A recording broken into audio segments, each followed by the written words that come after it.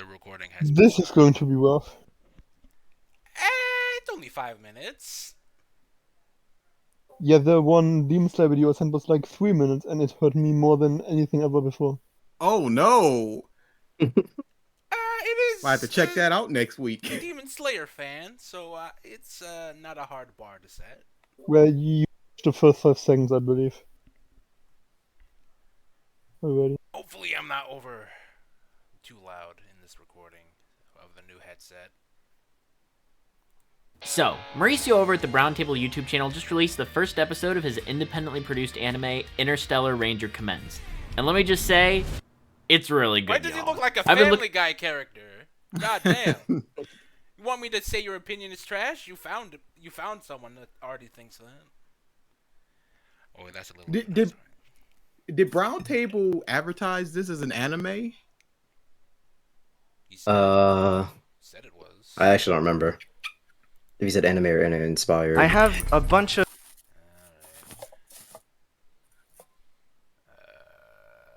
Where is it? There it is. Ashley is rolling back prices on our best-selling mattresses for a limited time. Top-rated Sealy and Beauty Rest mattresses started. Outside of this, Ashley got a good mattress, y'all. I'm sitting on one right now.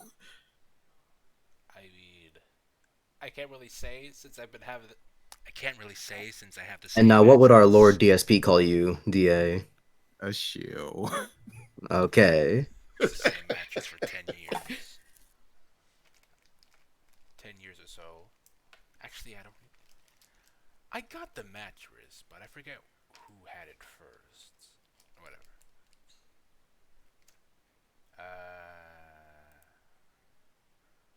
Well, it doesn't say in the description. Just a synopsis of the episode. I mean, Maybe it's somewhere where you said it's anime. Maybe it is. Maybe it is. It was probably in the original Snyder Cut video. He probably said it, but I'm not looking for that. Same. Whenever I make something, especially if it's something that'll take a long time, I have to be extremely inspired. Your Name, My Hero Academia, and Little Witch Academia are probably what first inspired me to make Interstellar Ranger Commence, as those are some of the first anime I ever watched. So my Hero was one of the first anime you watched? No wonder why this is so basic. You've got no anime knowledge, so you're just like, oh, so this is just anime. Let's just do the anime. How old is he? Because you don't live through life and not see an anime or two, unless you don't watch television. When I talk about watching anime, the stuff I watched in my childhood on television, I do not count. So I suppose it's the same way for other people, but that might not be the case. Wait, they made a they made a Loud House live action movie? Oh yeah, and it's horrible. Yeah. Who would have thought that was gonna be good? 99% of live action stuff that's coming from animation is terrible. But it's not. It's for the people that are just like, yeah, popping in front of the kids. Ooh, Lincoln Loud is live action, and they just clap and they just move on. You're not supposed to think about this. I'm really hoping One Piece live action will be good. The Rocky and Bullwinkle movie was pretty good. Though, does that count since it starts with animation? The opening? I don't know. I think you're fine there. Says those are some of the first anime I ever watched. There's just something about anime that feels special to me, and I wanted to make something special too. I wanted to recreate that feeling. Look at that! Look at that inspiration! This is what My Hero Academia. Look at that Just literally Ochako. With a bit of ruffled hair, yeah. Yeah, like Oshaku has been ruffled through her hair, and that's exactly what he do. I mean, it looks good, but I honestly wish it still looked like that, but that's what we have rough drafts for. That was instilled in me and make other people experience that. At first, I had no idea what I wanted to do. I just wanted to do something, create something really audacious and daunting. I felt like I had kind of proven myself with Return to Zootopia, I guess, and I started coming up with really shitty designs in my sketchbook and started conceptualizing the characters, and I ended up with Hope Griffin. I basically just wanted to create a underdog female protagonist. I also wanted to do a sci-fi setting. Why? I'm still not... Why is she an underdog? I don't know anything about her, so you can't call her an underdog out the gate. It's because she cheated her way into the palace, you remember? It's bringing context. It's context for what the story's gonna be. Where the only thing we know about her is that her parents are apparently really famous, which kind of already is bad for the point he's trying to make. No, her dad. Was it her dad? I don't remember. I said parents because I don't remember which one of the both it was. Well, all in all, the underdog part is her getting to school, but taking someone else. Not taking someone else. She skipped she skipped the something, and then took someone else's place. Yeah, she apparently got a special recommendation or something. I don't really remember it. Yeah, that's. I've touched most of it from my brain. Not really too sure, but I think it's because it's kind of out of my comfort zone. And I also didn't know if I wanted to go with superpowers or tech, and I just eventually landed on doing both. Why not? And setting background... That's not how you make a story! You gotta start with why not. You gotta be like, yo, I gotta what does it do for the world? What are the implications of superheroes versus tech? You don't just be like, just both, whatever. Why not such a bad reasoning? Now conception might sound a little shaky, but implementation.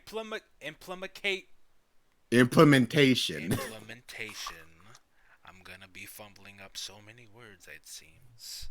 Implementation is what counts. So let's see if he does. I mean, did we see any superpowers in the first episode? This is the first I'm really hearing about it, right? Yes. Well, she could stop her skin from reflecting light in one scene. Does that count? Okay. I'm talking about the one scene where they. I'm unfunny, so. Or maybe he has some sort of mind manipulation, because that guy dropped his guard for way too long. Did not notice that punch. No, wait a minute. That's the other guy, not Hope Griffin. Never mind. Everyone that Hope looks at, they freeze. That's why the animation is so bad. Sure, that's important, but what's the substance? I want to make Interstellar Ranger Commence a long series, not just one season. But to get to that series, you need great characters, and simplifying even more than that, you need your one protagonist, which is the surrogate for the audience, and again, that's Hope Griffin. Doesn't have to He's be. already failed. Oh god, this is what happens when you only watch My Hero Academia. Yes! You're like, oh, this is just anime, so let's just do this. No, come on, dude. You need a bigger sample size. I remember reading One Piece and being like, Luffy is me. I want to be the Pirate King. Yeah. All protagonists need to be this. Relatable, big goals. Oh my goodness. Underdog. Very shy. And yet the strongest and the best. And everybody likes them. The most underdog. I always noticed in anime how there's, this incredibly joyous girl, the one with a lot of energy and is always in a good mood, but I always preferred the anime that had something behind this character archetype. Hope Griffin sure seems to be a happy girl, but underneath all that is someone who's just trying to find her place in the world. Should she be a ranger? Maybe that happens. Wait a minute. Is he actually explaining character depth? Yo, we getting spoilers here? Characters can be more than one thing. Heresy. Well, seriously, he named her Hope. Like, that's the character name he gave her. I don't know what he was thinking. It's horrible. We still need to see if it's actually characterized in the show. Because if it's only set behind the scenes, it's worthless. Also, not once have I ever thought that she was hiding something. She just always seems happy anyway. Yeah. I mean, didn't you see the montage? Well, she was kind of set in some scenes, but it didn't seem that like one that time. deep. She was energetic and full of life. And then the second half of the montage, she was deader than the dogs. What did she talk about with her two friends that were just a still image? Because maybe she talked about some of her doubts there or something. I don't No, they remember. talked about singing, and they were like, "I don't like No, singing." no, They sing. not in the, No, not in the the room. one, the scene In the right now on face, the in the screen. FaceTime. Yeah. Yeah. I No, think I there don't were some remember doubts. it at all. I don't remember what they talked about She at all. did. They did. They did. I know She was uncomfortable. she was something. I don't know. Something She was happened there. This is something. not good. Well, I say She we, existed but in that scene. I should have remembered something. I want him to explain the clouds on this space station. That's what I want. He's not. No, It's we a don't get that hologram. information. It's a hologram, like I said. I think. Mm. I'm not sure that's how holograms work. But look at Harry Potter. In the first Harry Potter, when they're walking into the Grand Hall, they're just like, "Oh, that's just enchanted the ceiling." They instantly explained it. Just be like, "Wait, what's that?" Like, oh, questions already answered. It's a simulation. It's a simulation. I mean, they kind of have to simulate it. Well, whatever. I already said that. This is actually falsified. Maybe she's just putting up a front for others. Rama Rebel, who voices Hope Griffin, does an absolutely astounding job. She gets that empathy and that nervousness. And I was talking to my friend Gavin Slyman, who's also doing some of the sound work for the series, and even he was like, "Yeah, Gavin, you're in this? Yo, no! Let's get some of that behind the scenes talk. Gavin What was it Slyman. like? How's it going? Let's give Two-time in us." That was cringe. I hate that joke. sound work for the series," and even he was like, "Yeah, she's lead material," which was great to hear. I am so angry. I feel like I could explode. There's another. What the fuck? That wasn't. no. That was not that good. I don't know what you're talking about. I'm sorry. That was okay at best. First, What? that was cringe. Second, superpowers. Third, Yeah. I'm sorry for saying cringe. She turned on her protag stat. Oh, I this guess is she gonna does be the have next episode. She's superpowers. gonna. It's gonna be in the She's next. gonna get real episode, I mad. think. I'm sorry, but this show was not sold to me on the basis of superpowers. Why is this man in the shower? No. It actually kind of shows a bit of lack in the core concept, lack of faith in the core concept of Rangers in space. If he has to shoehorn that in, I mean, some characters can have it, but if it's a actual real power system that applies to most characters, it's not really good. Okay, here's the synopsises. There's a synopsis for episode 1 and a synopsis for the series as a whole. Hope Griffin begins her adventure to become an interstellar ranger by heading to Cosmo Academy, an elite school in space. There, she doesn't get a warm welcome she expected, and her decisions are brought into question. Did she successfully accomplish her dream? And the synopsis for the show itself is Hope Griffin leaves her high school in Yokohama for Cosmo Academy, an elite school in space, to train to become an interstellar ranger. There, she will face danger, suffer heartbreak, and find purpose. Her adventure has only just begun. Sounds Superpowers? My hero in space. Why he said both. Where are the superpowers? Her eyes glowed. Yes, we got. I don't need to. I don't think I should be able to. I should have to watch this to be like, yo, are there superpowers in here? I thought it was just a space adventure. You would think that when they're punching and stuff, they'd be like, all right, we're gonna unlock your whatever the superpower is named in this universe, in this fighting training academy, whatever. But there's been none of this. Okay, I'll give him this.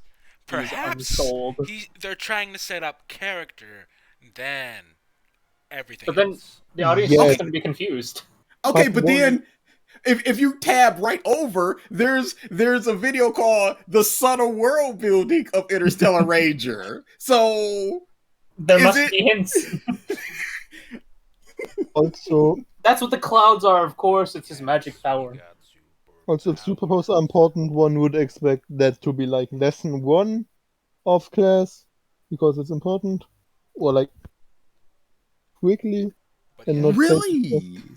Yeah, you should really get the most important stuff as quick as possible. You know, we did see a cat girl, so she was maybe a legit cat person. A mutant? Wait, when was that? In the beginning, when there was a walking scene, in the background there was a cat person. What the Okay, I was not there for that. So are superpowers like mutations? Well, then none of them have superpowers. They don't have the cat ears. But Another Hope character Griffin I'd has the like to robot eyes. explore, but Sorry about that. You can say. I said, yeah, and Hope Griffin has these robot eyes. Whatever those are, we'll learn about them later, I guess. character I'd Why like to is it explore, always but eyes? maybe Because the eyes are the windows to the soul. It's always the eyes. It's not a bad thing, but Yeah, I kind of am tired of it. So that's because I always get mad when people in One Piece talk about Mihawk's eyes or Zoro's eye. I It can't looks hear it cool. anymore. Yeah, I'm sick of it. It's always specialized. there's another character I'd like to explore, but maybe for another update. In general, my biggest issue with making this series is that I wish I could explore the other characters more, but there's just no time, especially with the basically non-existent budget. But in a Hold on, way that but- also helps. What's it? You make So the pacing. yeah, you're the one writing the story. He's got Anytime no that you power do, over this, Gavin. I'm anytime sorry. that you do or do not have is completely your own. If you write it so Yes. that only one character gets focused, then you write the story differently. You don't say, "Well, there was just no time." It was out of my hands. No, these are your hands. Pick it up. What are you doing? make the show or The make pen's a just movie writing show. by itself. Like this isn't like a manga where a mangaka is pressured into doing certain things by their editors. No, Why didn't he you just have draw it? all the creative freedom here, and you Yeah. decided to not give yourself time.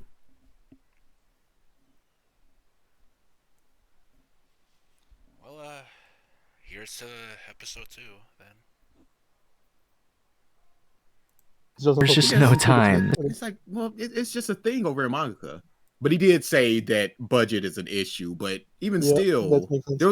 there was a lot of wasted, not a whole lot, but there was a fair amount of wasted time in the episode that could have been Yeah. devoted to Uh, other but- students. I wouldn't say But- that. but- Montage 1. Budget being a problem is fine or whatever, but budget doesn't necessarily constrict the script. Yeah. I also do want to mention, if you don't have time to focus on that many characters, don't have that many characters. Easy solution. that too. Easy. Killing them off. Horikoshi. I'm sure he learned from My Hero Academia. Oh wait. That's exactly where he did learn. Oh yeah, I guess it is. Oh, just more characters, and they just sit there and do nothing, and then just go, "Well, I didn't have any time." I would say the episode was finely paced, but if his issue was exploring characters, then budget has no issue for writing. I mean, budget is no excuse for writing.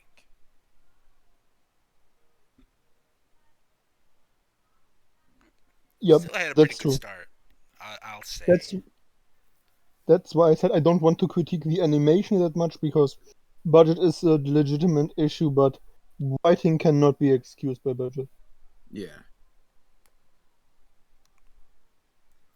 More, but there's just no time, especially with the basically non-existent budget. But in a way that also helps, as that really solidifies the season of Interstellar Ranger Commence as Hope Griffin's story. It also kind of becomes Itsuki Reo's story, who's the on the concept art for the characters. Wait, what? That he really drew from My Hero. Goddamn. I think He that's really fine. did. He just did the thing. Why couldn't he just stick with this? Well, it's a character draft, so I won't say much, but still. Wait a second. Who was that? That looks like There's a new She-Ra cartoon, and there's a villain in that. That's a cat lady that looks like. I'm not gonna find this. Catra? If it isn't Catra, I have no idea who the hell you're talking about.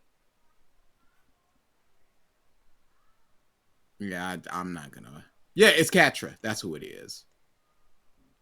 It's the eyes. Well, not so much the eyes. You know what? It doesn't look like her at all. I'm thinking of somebody else. Disregard.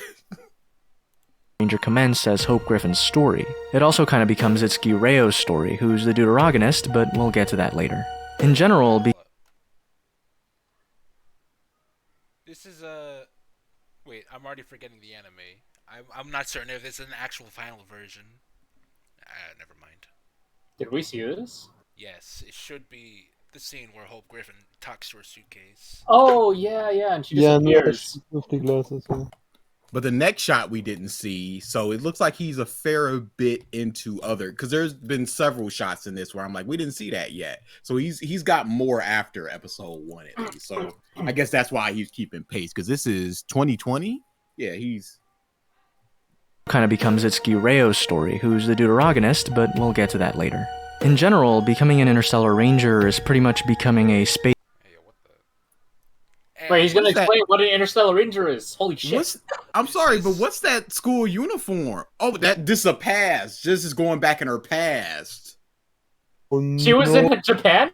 Oh, wait, yeah, she speaks Japanese. I'm fucking stupid. She speaks Japanese. She might. I don't know. Well, the ads had like 7 different languages on them, so we don't know. What's with the shadowing?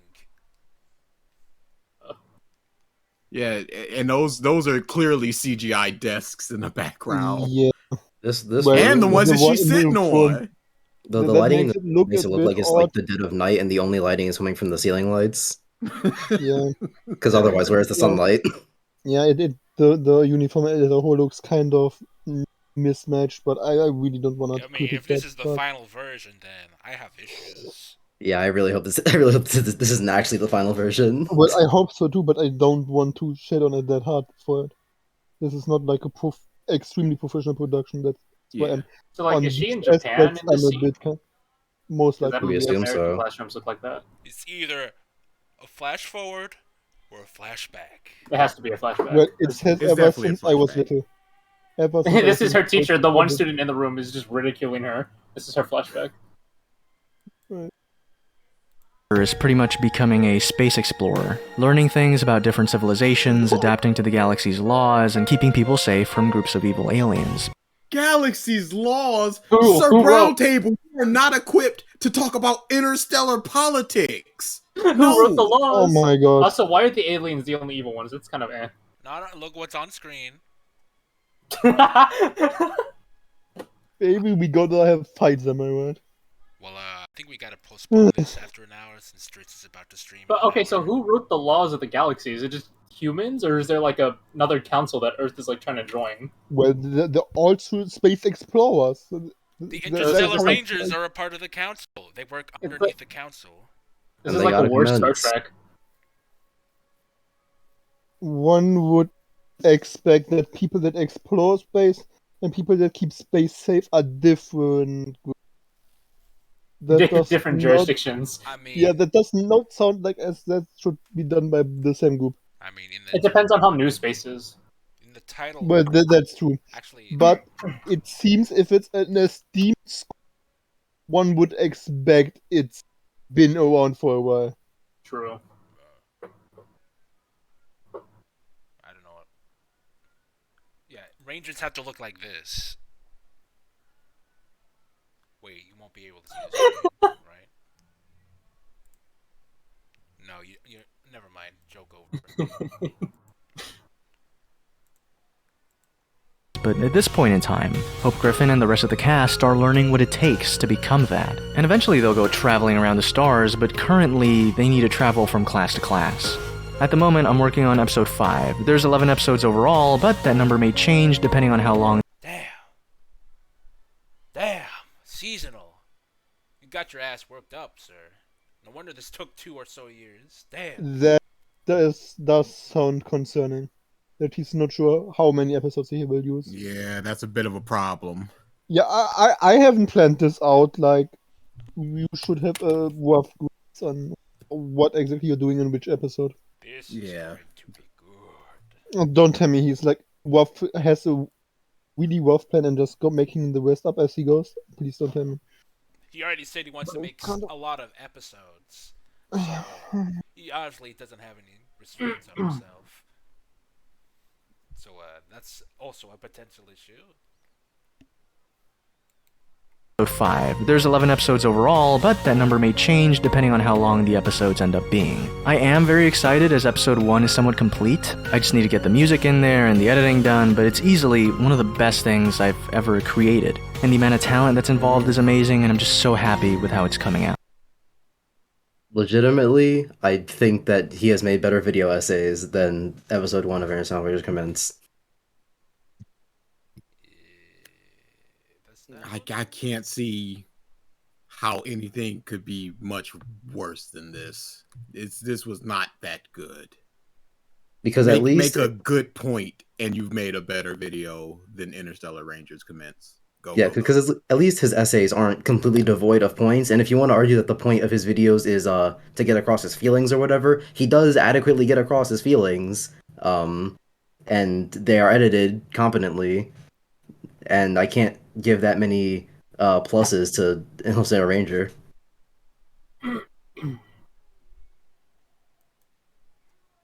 Also to note, just like Return to Zootopia, the story is being explored even during production, so a lot is actually getting tweaked and altered as the series keeps chugging along. I'll probably Who the hell's the man with the gas mask?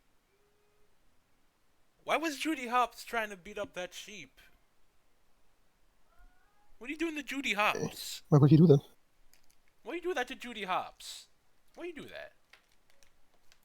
chugging along. I'll probably cry when I upload the first video, because this has taken a huge chunk of my life already, so I'm killing myself with this. Everyone who's worked or working on the series is killing themselves, and I hope you see that and enjoy what's coming. True. Now, I want to showcase a clip from the series, and if you've watched my live streams, you've probably seen it already, but in case you haven't, here it is so you can watch it whenever. But before we get to it, I just wanted to let you know that this update is being brought to you by The Ridge. If you have an absolute of summertrip.com/ChadNation and use Let's code go. CHAD. I need a new wallet. Chad Nation. Why is this promo code Chad Nation? That's a bad promo code name. That's a bad one. I don't like it. No, I'm not thinking about it. Now, without further ado, here's the clip. And it was honestly so embarrassing. Hey, at now least we get to everyone see now our knows that you're struggles. tough. You're really He's high. Can you say that again? He's high out of his mind.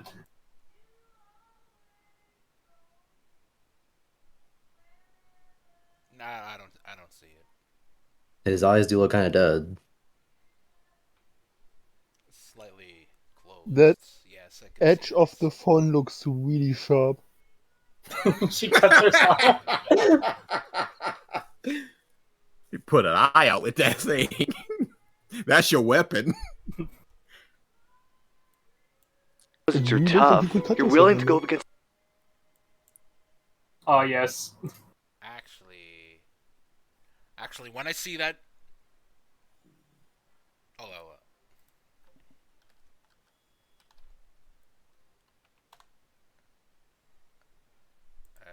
when I see that face, I, for whatever reason, get this voice in my cranium parts. Jump! Actually, look at it. That's quite a distance, isn't it? Okay, you know what? Go ahead and jump. You've got braces on your legs, so you're all set. Although no braces on your arms, though. So you're going to have to rely on the old human strength to keep a grip on the device, and by extension, me. So do really make sure you keep a grip on me. You see it? Do y'all see it? No. It's there. At least some inflection or accents. No? Alright. And it was honestly so embarrassing. Hey, at least everyone now knows that you're tough. You're willing to go up against a class representative? That's pretty badass. Too true. I don't think even I could have done that. Thanks, guys. I'm glad I can, vent to you too. Anytime. Sus. What if Itsuki's right? The class rep, you mean? You can't be serious, Hope. What if I'm not cut out to be here? I didn't even really earn my place here. Do you know how proud your father would be right now? He'd be jumping for joy because you're at Cosmo's Academy. Exactly. You're there, right? You made it. You accomplished your dream. Right, my dream. I miss my dad. And I miss you guys too. We miss you more, Hope. Was her relationship to them explained? Well, The there was a friends. picture frame of her maybe in the school. We know Look that they're at this friends, and that's about photograph. it. Every time I look, it makes me laugh. What did I?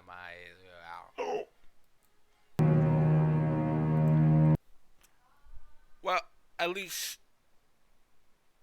Well.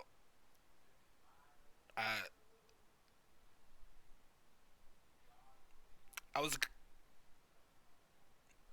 That's just decent. The picture frame at the beginning of the episode was decent. I was trying to praise the episode for that, but that's just baseline expected. So, good for him for doing something basic. That compliment turned into an insult. Damn. Thank you so much, Senpai Nene96, for the fan art. Senpai Nene? What the? That's a bad name. I don't like it. They don't change their name.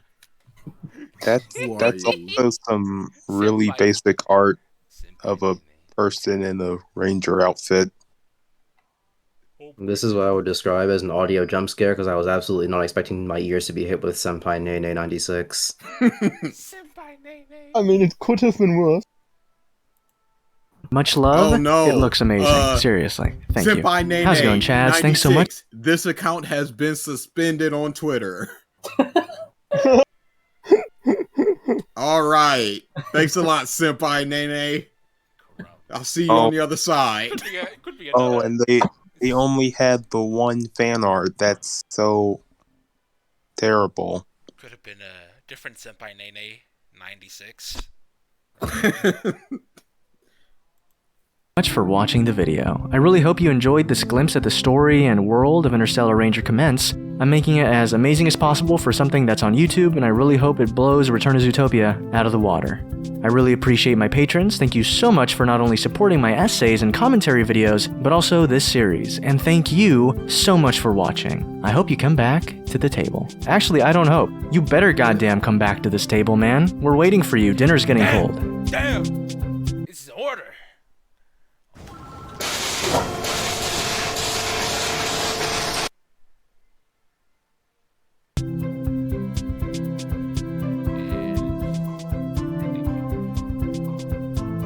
Okay, so I'm not gonna look up the Return to Zootopia thing, but I am going to post the Arby's comic.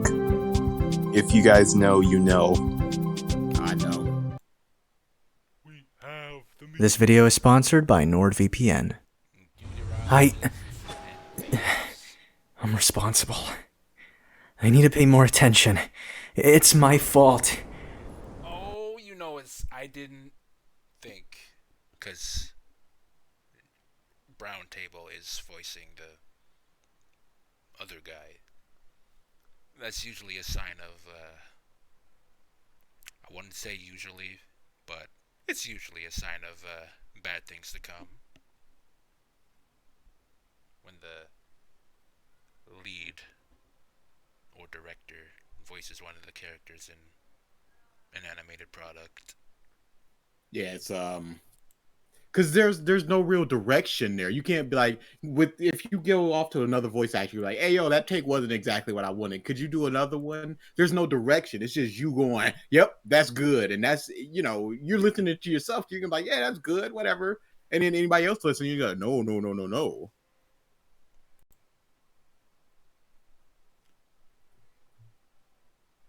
Is there? No, there isn't a vocal director. I didn't see it. Oh my god, I never read. Credits. Oh god, I never read the full title of that video. It's not just the Deutsche version, it's also themes. Oh god. Oh, themes. What? This is going to be rough. Again.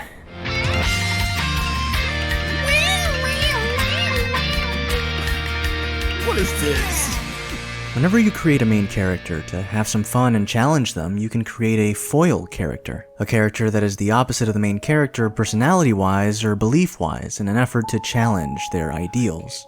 And so I wanted to do that. At first, I wanted to make this guy who challenges the protagonist of Interstellar Ranger Commence. And that is Itsuki Reo. But at the same time, I kinda always see that. I see characters who have different beliefs and ideas and Can are you just pause? completely different from the protagonist. I'm just confused that he has. Why does he mention the title of the series the whole time? The protagonist of Interstellar Ranger. Why does he say it like that? He wants to. He wants you to get that name ingrained in your mind, so you can be like, not just Interstellar. It's the whole package that you're going Yeah. for. I mean, him saying he will challenge the protagonist of Interstellar Ranger comments makes it sound like that it would be a possibility for him to challenge the main character of One Piece or something. Well, you see, That just guys, sounds ought to he specify forgot that. he forgot what's her face's name. You know, the orange one. Yeah. I mean, yeah. I realize the title card. I'm not paying attention, aren't I? Oh, what? You guys... Oh, wow. Shut up. At the same time, I kinda always see that. I see characters who have different beliefs and ideas and are just completely different from the protagonist, so I thought, hey, what if the foil character was pretty much extremely similar to the protagonist, and there's certain small but incredibly important things that prevent them from getting along. Writing Itsuki Reo hasn't been the most difficult thing. Alright, but it's not exactly something that hasn't been done before. I mean, it's pretty unique, if you ask me. Heck, even writing Hope Griffin hasn't been either. What has been the most difficult thing is writing their dynamic. They have an insane amount of baggage, and having them come into a metaphorical room with different ideas is definitely something that's a lot of fun to explore. Niceness just radiates off you. You know that? I just don't like treating students who didn't earn their way into this academy the same way as those who did. You don't have to treat me like dirt, though. Itsuki's father is a general. The dude is insanely powerful and has pull, and he's his son, you know? People have put these expectations on him because they expect certain things to come from him, and that's more so spoiler territory. I kinda don't want to talk about that.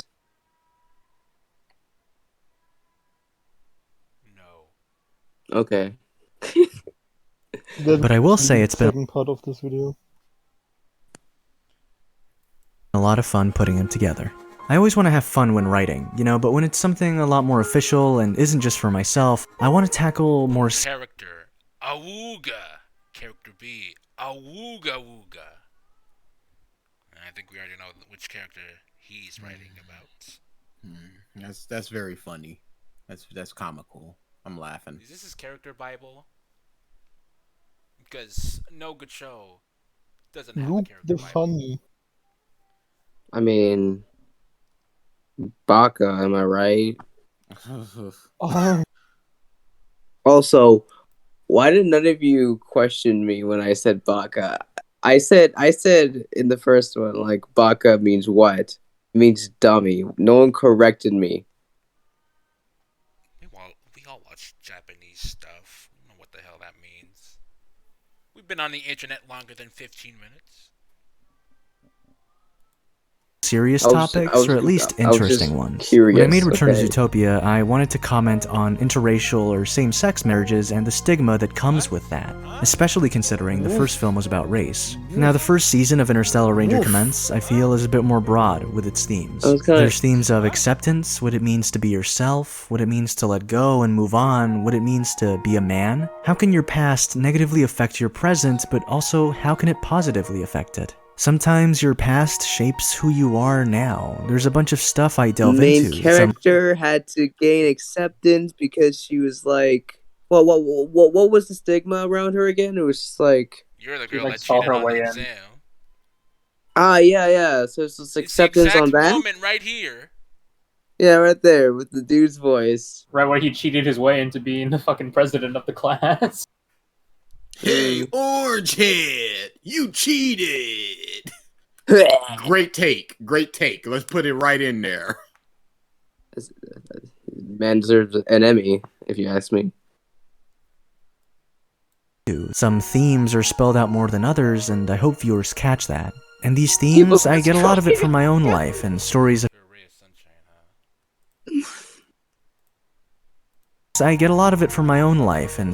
people I know. I think at the end of the day, all the characters of the story have a bit of me in them. And while Itsuki, other than smaller side characters, is the only character voiced by...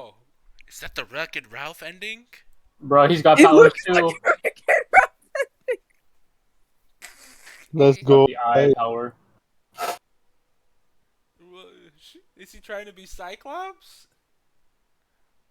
Characters as the only character voiced by me, he doesn't really act too much like me. He's pretty stoic and reserved, while I personally always try to be the comedian every He dabbed. This show sucks now. I just gotta put that out there. chance I get, so In 2020. No comment. Okay. In 2021, no less. Hey. This self-insert can't be as bad as John, okay? You just said it was completely different from him. I'm looking at the bright side. It can't be worse than John. Didn't even hear what the hell I just said. it's been a fun task writing him. And yeah, since there's a limited amount of time and resources, the That looks season like will Ben 10. primarily Do this. Who soft brushed them faces? NDA, that was an insult to Ben 10. Yeah, it does not look like Ben 10. sources, the season will primarily focus on Hope Griffin and Itsuki Reo. There's a lot more to the rest of the characters, but that'll be more in focus in season 2. And How do they get these things off? What is that? Is that telekinesis? They say off. It's like magnets. Maybe that's what the magic Magnets? is. Their magic can just do this to close. No, it's nanomachines. Maybe. I swear to God. Oh, nanomachine. His planning makes me legitimately mad. He's like, but we will focus on that in season 2. Don't you have budget issues?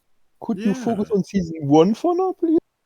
You don't know what you're doing in season 1, and you're already planning in season 2. You're like, things are getting changed around for season 1, but yeah, we're going to talk about that in season 2. Like, you don't know what you're doing now. I guess This is awful. As long as the money's flowing. But I'm genuinely happy about It's hard this to believe stuff. he made any money off of this. I don't believe it. I'm really appreciate the insight in his planning though. That really shows where a lot of the issues will come from. Dream big, start small. Work on a few episodes and go from there. Or, fly by the seat of your pants. season 2. And honestly, it's nice for the main focus to be on these characters as well. It does make the series feel a lot more focused. But yeah, work has been steady. For me, it's been really difficult as college thesis arrived and it absolutely decimated me and my time, but it's been amazing to have friends. Still in school? You're still in, oh my, I don't know. I'd say this is fairly impressive to have, like, as a resume thing. This seems a bit too much of a big project to do in the middle of. Also, another note: if it's your first project, maybe do something smaller, self-contained, and not like a multiple season thing. Well, he did do the Zootopia thing, he said, so... Yeah, okay, that's He's been working his way up. I was kind of confused with the Zootopia thing. But so quickly jumping into such a long thing is, especially if it's produced in one go, can go really easily wrong. I mean, I think in manga it's pretty common, but for anime I don't think that's the case. Anime is a lot set in stone. Well, no, most mangaka before they start a series do one shots. I said anime. Yeah, but I was correcting my statement about manga right now, because I clearly didn't remember what I was talking about. Friends that support me, seniors that support me, and the crew of Interstellar Ranger Command support me, and that has genuinely been the most rewarding feeling of all. When making Return to Zootopia, I remember celebrating the final episode's release alone in my room. Now, I feel like every episode of celebrating the 7 episodes. I'm not watching that, but hey, at least you worked on it for 7 episodes. Oh yeah, right. Because like he brought it up of like what was it? It was like interracial relationships. Yes. final episode's release alone in my room. Now, I feel like every episode of Interstellar Ranger Commence will be a nice thing the crew and I will be able to enjoy together. These glasses are still dumb. I will be able to... Rush sketch of glasses. Is he a priest? Like, this one... You already one made that panel- joke. You already made that joke. You can't do it twice. What is interesting Yeah. that he looks like? I'm pretty sure this is like an anime, what is it called? Uniform aesthetic. Every time I look at that, I've I seen it just... a couple times. Every time I look at that, I just look at Gavin's picture. It's just wanna... Why doesn't he look like a sailor? Whatever. to enjoy together. 行ってきます。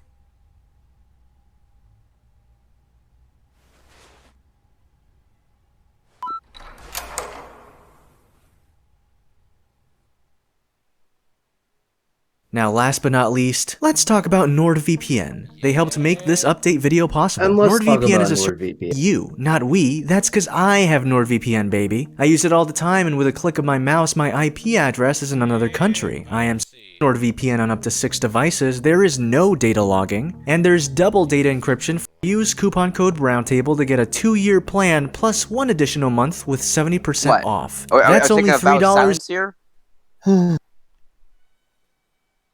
and 56 cents a month. That's I right, hate just go to NordVPN. You guys really hate this ad. I mean, I'm not gonna trash Nord. It's a quality service. I No, I'm gonna trash it because I bought it, and shortly after my 30-day trial went out, it stopped working. The Win on changing stopped working properly. Oh dang! and I couldn't just watching anything with it on. I had to turn it off for streaming service to work at all. I was so mad. Well, I had a good experience. but other than that, it's a VPN that works, yeah. Yeah. And I think it started working again, but yeah, it's okay. It's not expensive. It's worth it, but yeah, I hate that they promote it with that, and it's not working for me. But yeah. NordVPN.com/Broundtable or use coupon code Broundtable to get a 2-year plan plus 1 additional month with 70% off. Thank you so much NordVPN for sponsoring this video, and thank you so much for watching. Thanks so much for watching. There is new merch on the Brown... What? He ended a promo into his promo. That's epic. Yo. You don't understand how much of a flex that is. They gave me money. Now you guys give me money. Now everybody gives me money. That's a big flex right there. Why is he making shirts for a show that's not even out yet? Yeah, that's extremely concerning. It's the design and nothing more. I mean, designs themselves can just attract an audience. Sure, but if you go up to, let's say, a convention and be like, yo, that's a nice shirt. What is it? It's this is Interstellar Rangers Commence. Where can I watch that? It's not out yet. It's pretty cool though. I mean, that latex suit, hell yeah. Shirt came out like a week before. Is that a t-shirt that just says uncommon? Came out a week before or after the actual show came out. Maybe it would work, but a year, that's a little much. Or maybe the shirts are just to create hype in the identity of the show in the minds for a year to come. I'm just saying, I personally wouldn't buy a shirt from a show that I know nothing about. You would buy it if the character had a big hat, okay? And if they were purple. Now, they're your biggest that's not turn-ons. fair. That's not How fair. is that not fair? How is that not fair? Because Those that's a are your design biggest choice turn-ons. that I like. That is a design choice that I like. It is not a character from a show that I have not seen yet. Well, I would say those are your turn-ons, but, everything's subjective, I guess. Opinions. We're all entitled to their opinions, guys. You come on, guys. Come on, I don't deserve the death penalty. Okay. Roundtable store, check it out. It's got an Itsuki shirt, a jazz shirt, and an uncommon shirt now available for It you is to get. uncommon. Also, thank you so much, Coolboy64, for the awesome. Why If the the uncommon two- shirt? No, Are you if the two most important characters are Hope and that guy I can't remember the name of, why is one of the other girls the second T-shirt and not the guy? Especially if he talks about the guy in this video. Girls are more marketable. Well, that makes sense. Nezuko. Well, Nezuko's not a character, so that doesn't work here. You know what isn't a She's character? she's a thing, and people like that thing, sir. Yeah, well, yeah, that's true, but we're talking about characters, and she's a plot device. Yeah. I mean, you don't get to say that when the actual show didn't come out for like a year.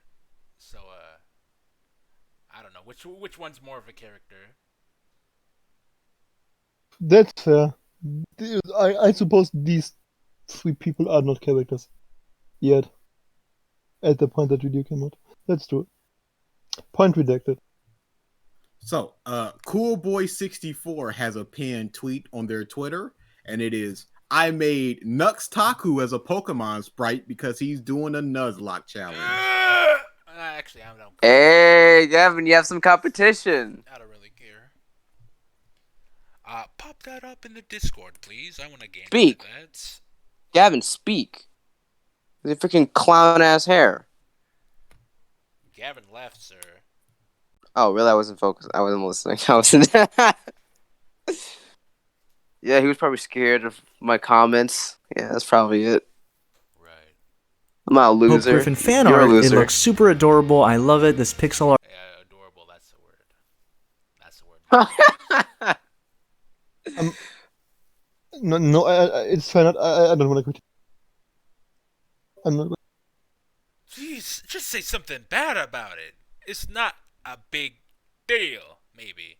Something about the face looks really off. Is it okay? Yeah. It has like yellow. It has like red eyes, and like the outside is yellow. Kind of makes them look like they're high. No. Like the face is pretty white and the eyes are 2 pixels, so it looks like there's like 8 pixels between the 2 eyes, so there is like the eyes are like really far away from each other. So like that's not how people work. Could just be art design, but apart from that, what's the anatomy going on here? The body kind of looks a bit too boxy. Because it has no nose or mouth, but it has the 4 Tetris pieces in the middle of the body, which is supposed to represent what, a chin, a mouth, and a nose at the same time. Also, the hair is something. Well, that's about it. Art is great. Really good job. So again, thank you, Chads, for watching the video. I sincerely appreciate it. It's awesome. Really good job. So again, thank you, Chads, for watching the fan base name. Is that why he called it? Don't name your fan base Chads. Previous promo. Name them virgins. That's better. Or nerds. Or bums. Chad Nation. I guess that's what he calls his fans. Then that's still cringe. Whatever.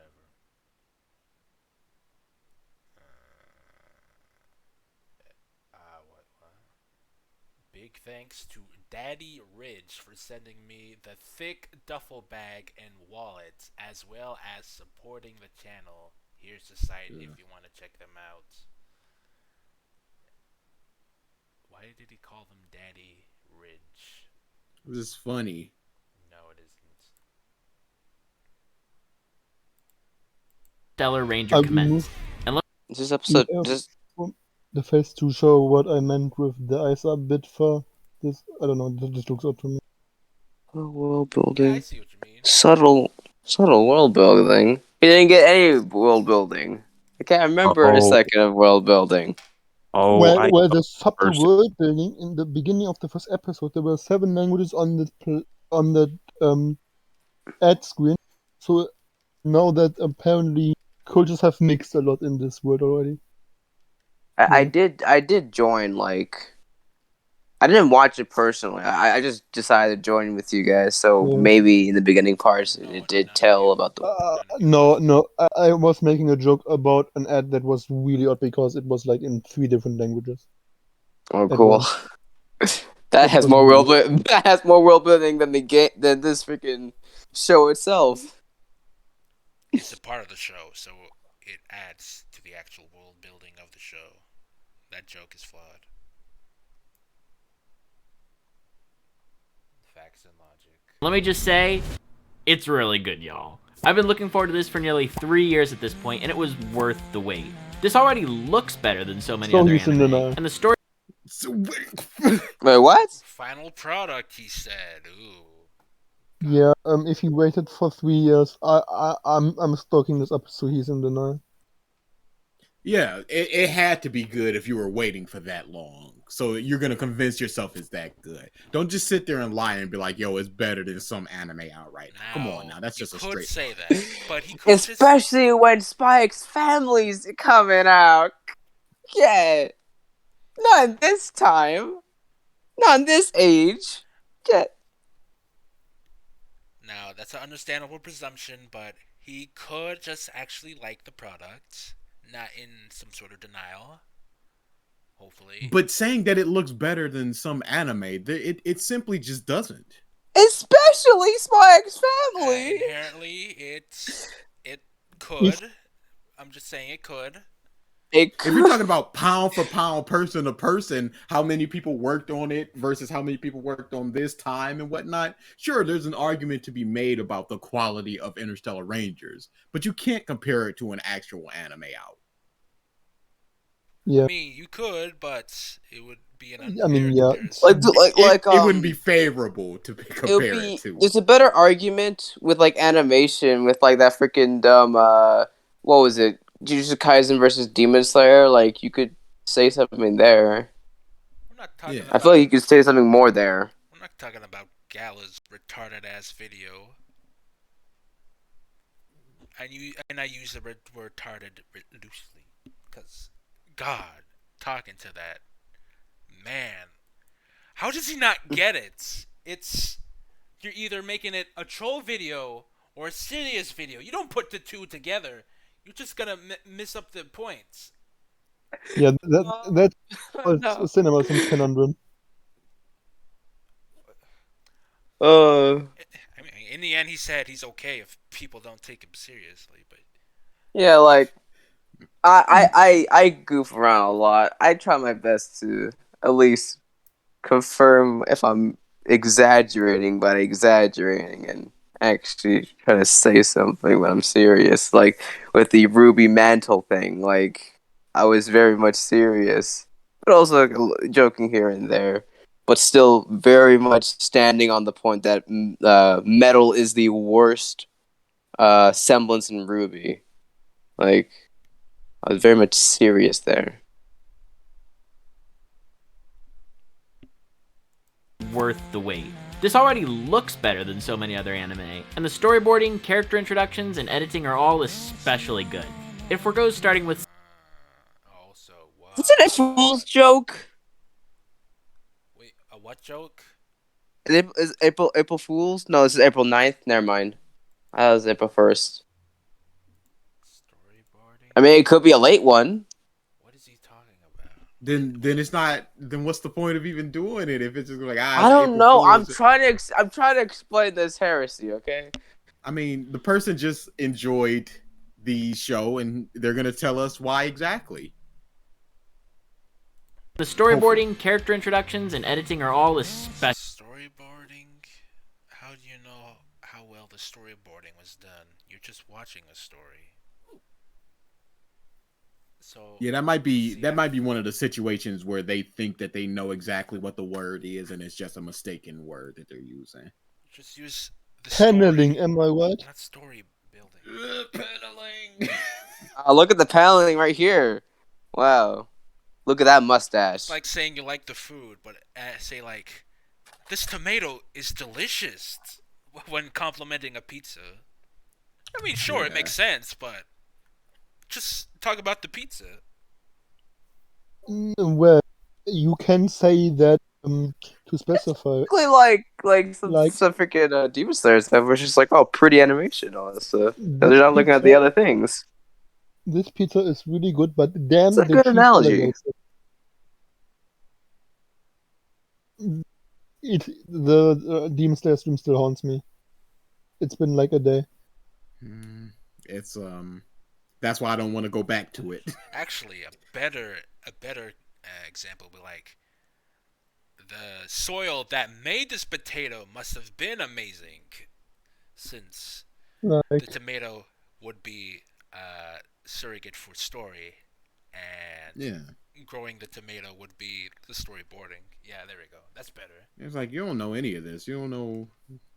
Don't just make assumptions like that. Yeah. And editing are all especially good. It forgoes starting with some flashy action scene we'd have no investment in, for setting up the world and characters well. Mad prop. And there we go. There's the cat female. Or guy, I don't know what that guy represents themselves as. A jellyfish. That's my guess. Let's play bets. Let's play bets. Which gender is this person? Well, somebody commented on the cat thing. I bet like 100K on it being a girl.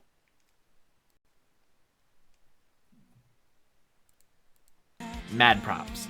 But the thing that stuck out to me most in the first episode wasn't the characters. It got to me most in the first. It wasn't the characters. Trying to praise the show for not being just fight stuff. Action packed, yeah. Yeah, it didn't start with an action scene, so it's good. Mad props, and that's moving on. Now. Man, I'm just so sick of the freaking action. Just give me the characters, man. You know, it's just I want to feel like something. Like an interstellar ranger. I want to feel. Yeah, give us that one character not talking Give me that sexual harassment. Give me that. Let me fix you up, Hope. I mean, both of it has legitimate use. Dropping you right into the action or starting slowly with introducing the characters. Both has other applications. Give me that freaking.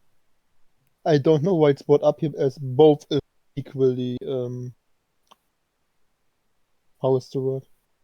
Equally acceptable. Like, it's just a different approach. Yeah, give me that freaking Oh crap! Oh yeah, give me that freaking montage. Give me that montage of these characters that we don't even know. That's not how really a montage works. It's supposed to be set up. Action scene we'd have no investment in for. Nah, I'm pretty sure in Rocky we just got a montage of Rocky, and then after that montage we get introduced to Rocky. You know. Hence why I said it's set up. Well, setup is very vague, so. Also, well, I mean the introduction of Rocky, or. No, I'm just making a dumb joke. Because you're talking to a Rocky fan here. For setting up the world and characters well. Mad props. But the thing that stuck out to me most in the first episode wasn't the characters, the animation, or even this one 3D shot that probably needed another lighting pass. It was the subtle ways in which the world of the animations that look better than other anime. You know what I'm saying? So yes, we're diving back into anime. What's the thing that he really likes? Because he said he's not the animation or the characters. What was it? Yeah, subtle world building. It's the world building. Oh right, I forgot. Oh. I forgot what this video was about. Proceed. Should I? Yes. All right. I've talked about those Donkey. Assassination Classroom and Psyche K videos I want to make, but those are going to take a lot longer, and I also wanted to cover this sooner, so hopefully some of y'all go check out the show and support the Brown Table team. Now, there we go. Evil alien, I think. Either it's evil or it's animal. Either way, they're gonna kill it. Or befriend it. But guys, you guys are really you guys are really like you guys are really not giving them a chance to write this because you're just writing every possibility. Either way, we're all they explain the power system? all hate How about everything. they explain the power system in the first episode? Then we're talking about writing. Yeah, you know. I'm trying to play devil's advocate. I'm trying. He's inspired by My Hero, and in the first like 5 minutes of My Hero, they're like quirks. Baby was born with glowing, Immediately. and everybody got quirks, and it's like Just explain boom, to us. power set. Now, yeah, like I don't even care if it was narrated to us. Like it was just a good, clean explanation. Also, We got everything we need. I have the power. I have the quirk of yellow teeth. Also, we have he had described how he planned the show out, and based on his description of his planning, I have no faith that he's going to pull anything off with it. Same. Or maybe he's just gonna somehow find a way in some part of this vast cosmos in his brain. I mean, it is possible, but I just don't see it at the moment. I would be pleasantly surprised. Or, something like they invented superpowers as Hope Griffin and the other 8 characters got on Cosmos Academy.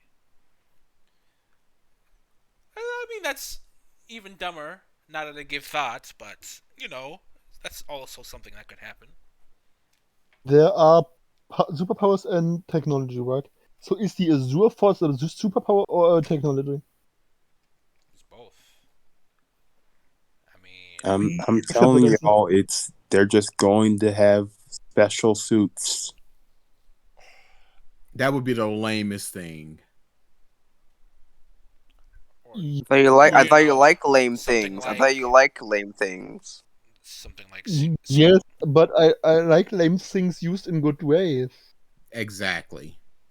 Suits that enhance or complement their superpowers, like something else that happens with superpowers. Yes, yeah. That's it. I can't wait for the next episode. It's gonna be so good. Oh, Rocky's your favorite movie ever? That's I should probably check Rocky out. It's pretty good, except for the 5th one. That one wasn't very good. I'm not surprised that a ton of movies of just the same thing might have a stinker. Actually, how is the Rocky series? How is the Rocky game? Movies, not games. Movies. How do I put this in words? The first one is a very good very good introduction. I would say the first and second movies are pretty much pretty much one story, really. It's interesting since Rocky 2 came out. Alright, I don't remember when it came out. But the point is, the movie is very connected in the first two. Because after the first movie, it smash cuts to... What's the word?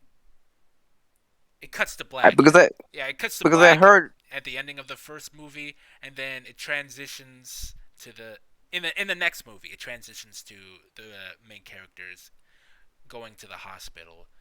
So, what's the word I'm looking for? Yeah, so because I always heard that the idea is just like 1 and 2 were really good. I don't remember people talking much about the other ones. The 2 were really good. I'm just trying to find the word. What's the third one? It's like the third one like okay. Is the fourth one like a hidden gem or something? Hidden gem. The third one was kind of dropped. Not kind of dropped. A little flat. Yeah, that's good. So, like, did it drop as hard as Spider-Man 3? I don't remember Spider-Man 3, but no, it did not.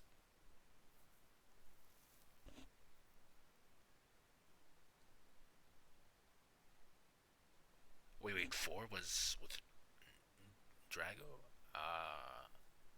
Rocky 6 is good. Oh, look, they went back to their feats and they fixed it in 6, and then 1 is generic, and then 2 was good. They fixed themselves again. The 5th one was trying to be nuance with a machine gun. What was his name? What was his first name? I don't want to use the word Terry. Was his first name Terry? Whatever. Terry Gunn was trying to be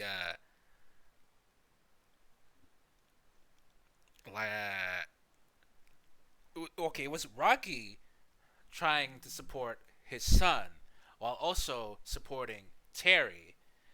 Now, he is neglecting his son to work on Terry. Terry gets a little big for his britches and then was swindled into Washington's coats of fame and glory, which is something Rocky didn't want, and then he fell back into his son's arm. He's trying to make a commentary about losing people you love, which it drops the ball pretty hard since midway in the movie, he just did not, both of them just did not care for Rocky Balboa. And so, yeah, that's about it. No one actually liked Rocky too much, especially his son. His son didn't really, pretty much hated him for spending so much time with Terry. And then Terry just, like that, I snapped my fingers, just went to Washington's side. It had setup, but it was very rushed. And then he just came to his son, says his apologies, and then made up. And then the fight in the streets. It was very rushed. They tried to be smart with the 5th movie, but failed. So you try to end it with a nice little street fight, huh? Cool. And we didn't really get enough of Machine Gun, so I didn't really get to connect much with him. Long story short, I should just read Ippo. Right. Out the show and support the Brown Table team. Now, Interstellar Ranger Commence begins by dropping you right in the middle of the action as our protagonist Hope Griffin heads to space with I the thought you rest of the said no class of action. It's a odd phrase to start off with. I just like twisting people's word. To cover this sooner, so hopefully some of y'all go check out the show and support the Brown Table team. Now, Interstellar Ranger Commence begins by dropping you right in the middle of the action as our protagonist Hope Griffin heads to space with the rest of the class of students going to become Interstellar Rangers. This first episode basically chronicles Hope meeting her roommates, attending her first class, developing a rivalry with class representative Itsuki Reo, and setting up the mystery of exactly why everyone is so upset that she got into this school at the expense of someone else, causing her to be mystery. They said it. Mystery solved. She cheated. You're the girl that cheated on the exam. If anything, like, we have more of a mystery of, like, the aliens, because in that montage, we had her writing something down, right? DA picked it up where it's just like, she was like writing something down. It was just like talking about some alien force or something. It's just like, that's more of like a, what the f is going on with that? I thought it was some sort of parallel happening. Both, not parallel. Did they ever talk about aliens in the episode? Yes. I don't think so. Yes, they did. Something about making connections beyond the stars. Okay, yeah, they said that, yeah. But I interpreted it as to other human planets or something. That's how I interpreted it. Other human space colonies? making connections with other. Now, if that's what you thought, that implication is kind of interesting, because have humans segregated themselves so hard in space that they need something like an interstellar ranger for amnesty on these space colonies? They would have to be so advanced and detached from. Well, the point is, I don't know. We don't know enough of the world building to really know what the other planets look like. So I just made a lot of assumptions. My bad. I shouldn't have done that. It's pretty odd you went to humans instead of space aliens. That's just what I'm thinking. To be prejudiced against. Kind of like that Barbie movie Princess Charm school, remember? The one where Barbie's sent to a special school for princesses to become a Lady Royale. Yeah, everybody remembers meets two that. quirky What the fuck roommates. is Classic. this shit? Everybody watch Yeah. Barbie and the White Swan. What the hell is this trash? Yeah, that's the first thing that you go to when you go, hey, don't you guys remember this well-known thing, this obscure Barbie movie? We all know this. You don't even need to say it. As soon as you say we like, oh yeah, Barbie School Princess Adventure. We got it. Or whatever it was The called. audience must be really, really young if they're going to remember this. This man mustn't have remembered Barbie and the White Swan. Hey, you guys remember Garage Band? I prefer not remembering anything done by those Canadians, except Total Drama. That's kind of racist. Total Drama is the exception. Why is that the exception? Because it was actually good.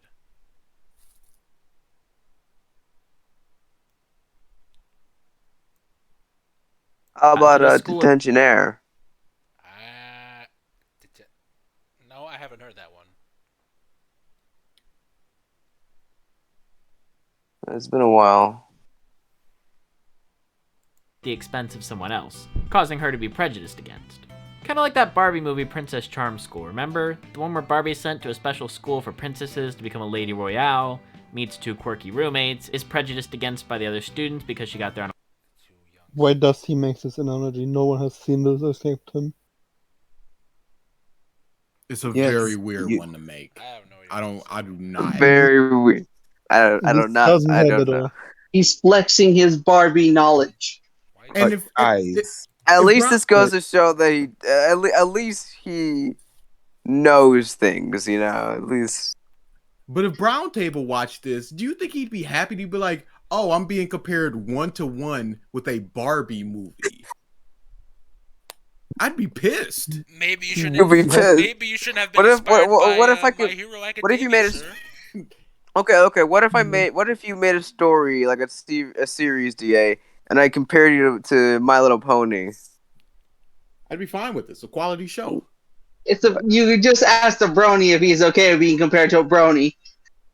Yeah, he is inspired. But you by don't My Hero you Academia. know the quality of Barbie freaking goes to a high class school. It could be even better than freaking My Little Pony. Barbie It would be like if I said, "Hey, what if your story was the same as 12-ounce mouse?" I like 12 Ounce Mouse. It was a funny show. Yeah, no one knows that show, do they? So it could be better. But the problem is it's the plot beats going from point to point. Yeah, they're prejudiced against and she cheated in school. It's just the plot points are just like it's the exact same as this Barbie movie is the thing. I'd be like, oh no, I made the bad show if it's just so basic that it's gonna be a Barbie movie that's a comparison.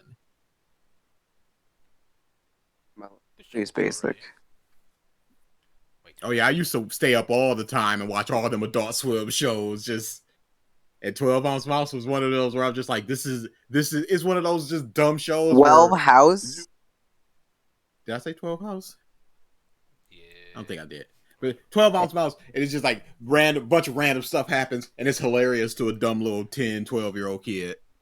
Hey, shout out to Xavier Renegade Angel, the highest show. That was a good weird. one too. That was weird. I didn't know what to think. One of the funniest things, just look up him talking to himself in like a phone booth. I'm posting the clip. I love that clip. All I remember was Renegades, him like grabbing a child Angels. and here are your new parents. We don't cotton to freaks around here. That's what he said. Renegade Angels. Oh, isn't that the one that got like adapted to like a movie, a live action movie? Creed 2 is generic. I gotta rewatch Creed 2. I mean, Creed, not Creed 2.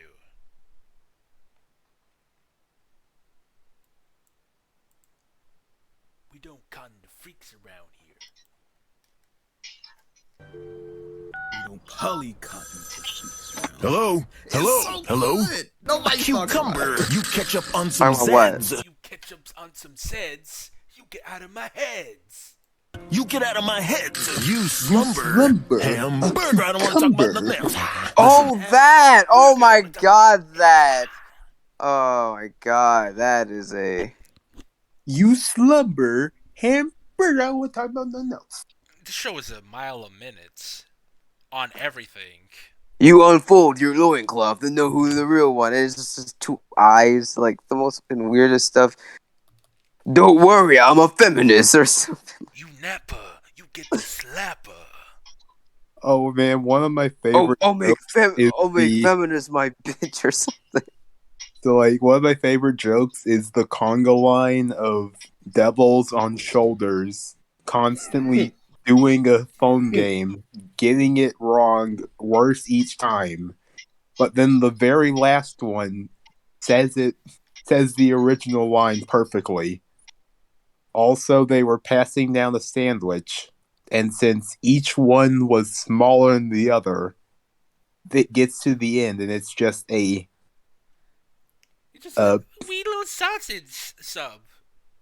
Yeah, that might be my favorite joke, even though I don't really remember Xavier too well since it's been quite some time since I watched the episodes. Oh, I do remember the I need some of that stuff you guys cooked up. I think that's what he said. What? Whatever, he just needed AIDS to defeat a computer virus that was taking over a city. What?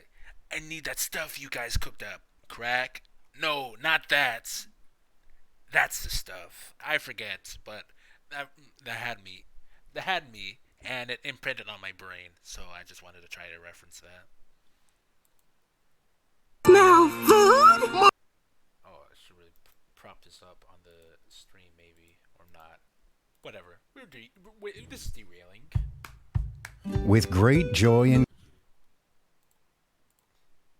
Smell food? Mother, sure, help yourself. You're so kind. For the first time ever, I want to give you a hug, son. Go on, get your hug, free grinder. Hey, don't just tell him to take the hug. Tell him to kick her in the face, too. Don't just tell him to kick her in the face. Tell him to kick Larry in the face as well. Okay, wait. Who's Larry? Larry's the first demon. Really?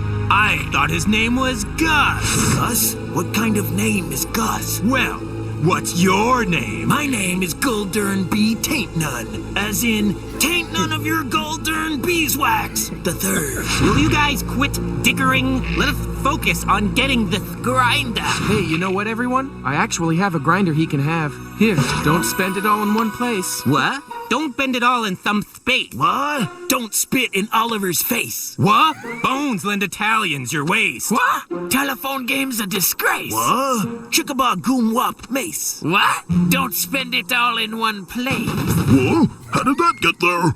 I'd love to hug you, Mother. Right into my plan. Slip it down, Billy's chili slide. Swim through the Luca Lagoon con carne and chill in our scalding 3-alarm kiddie pool. I been sliding down the beef pipe all day.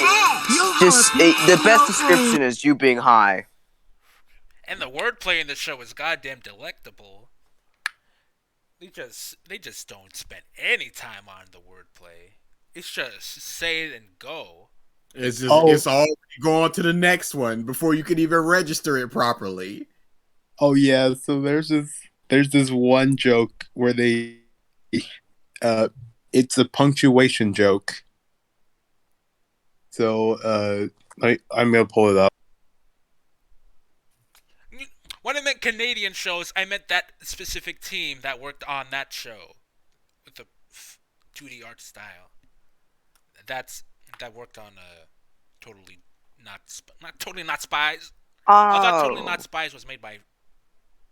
Well, I was about to say the French, but whatever. Swear they were by the French. Total Drama is what I meant. Whoopsie doodles.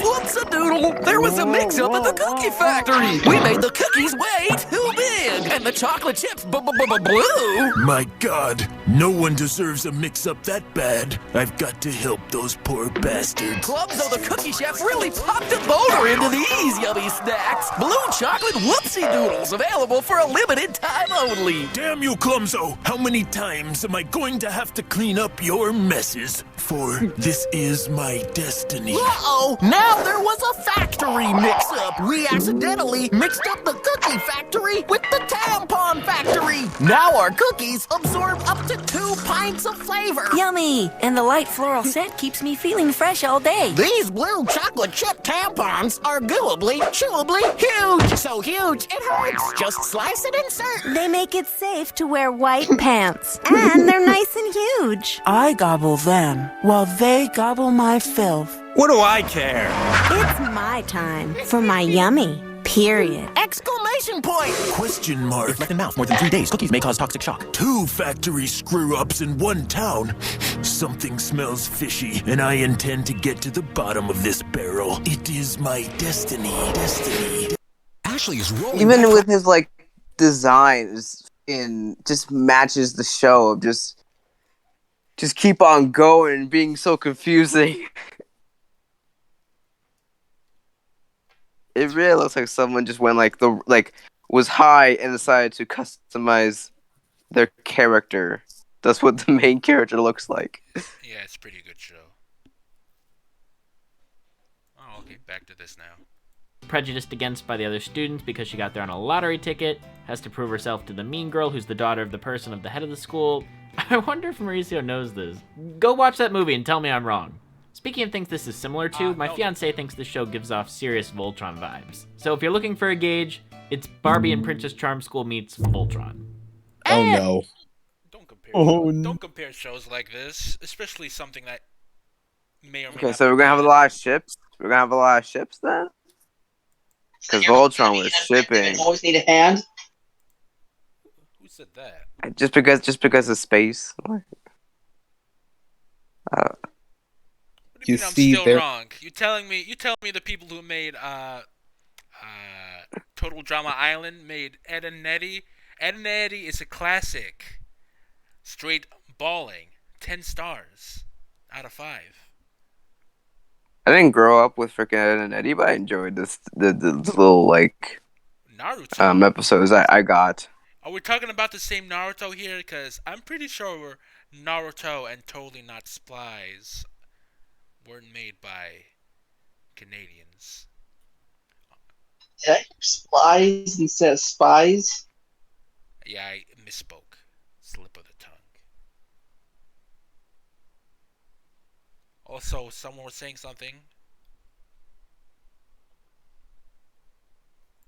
No, alright. Barbie and Princess Charm School meets Voltron. Anyways, while the episode works in a lot of explicit... What? I just remembered. Pause it. Character... This is kind of like the situation where freaking Cosmonaut decided to say the Ratchet and Clank the Ratchet and Clank movie is kind of like Shrek in space. Like it just makes no sense. Ratchet and Clank. Yeah, remember? He's like it's kind of like Shrek. I can't really. Oh, not the movie. The reboot sucks, but the other stuff was. No, the reboot movie. He says like Shrek in space. I'm trying to make. Remember? I'm trying to make a joke here. Well, there is no joke. Be serious. This is a serious matter, okay? The actual good stuff could be compared to Shrek, not that movie and reboot stuff. since they dropped the ball on the commentary and actual comment.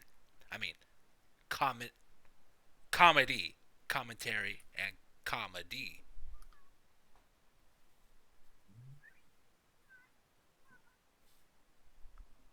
The Ratchet and Clank movie is an oddity. Ultron. Anyways, while the episode works in a lot of explicit exploration of its characters and their motivations, it doesn't stop to really explain the world, instead trusting the audience to be able to figure it out on their own through context clues. And this is what I want to draw attention to. Interstellar Ranger Commence excels in building its world through small details. Let's take a look. We had like a cat girl or whatever. How was He is literally was the explanation there? Literally just referring to the first 3 minutes of the goddamn thing. But what is the explanation of a faunus in this world? You're saying Peon? Yeah, or the ad as a different detail that he's probably going to bring up. I mean, if there was this subtle stuff all over the first episode, I'll give him that. But it's just the first stuff on the planet Earth, in Japan, in the whatever region of Japan this is. So this is not fair.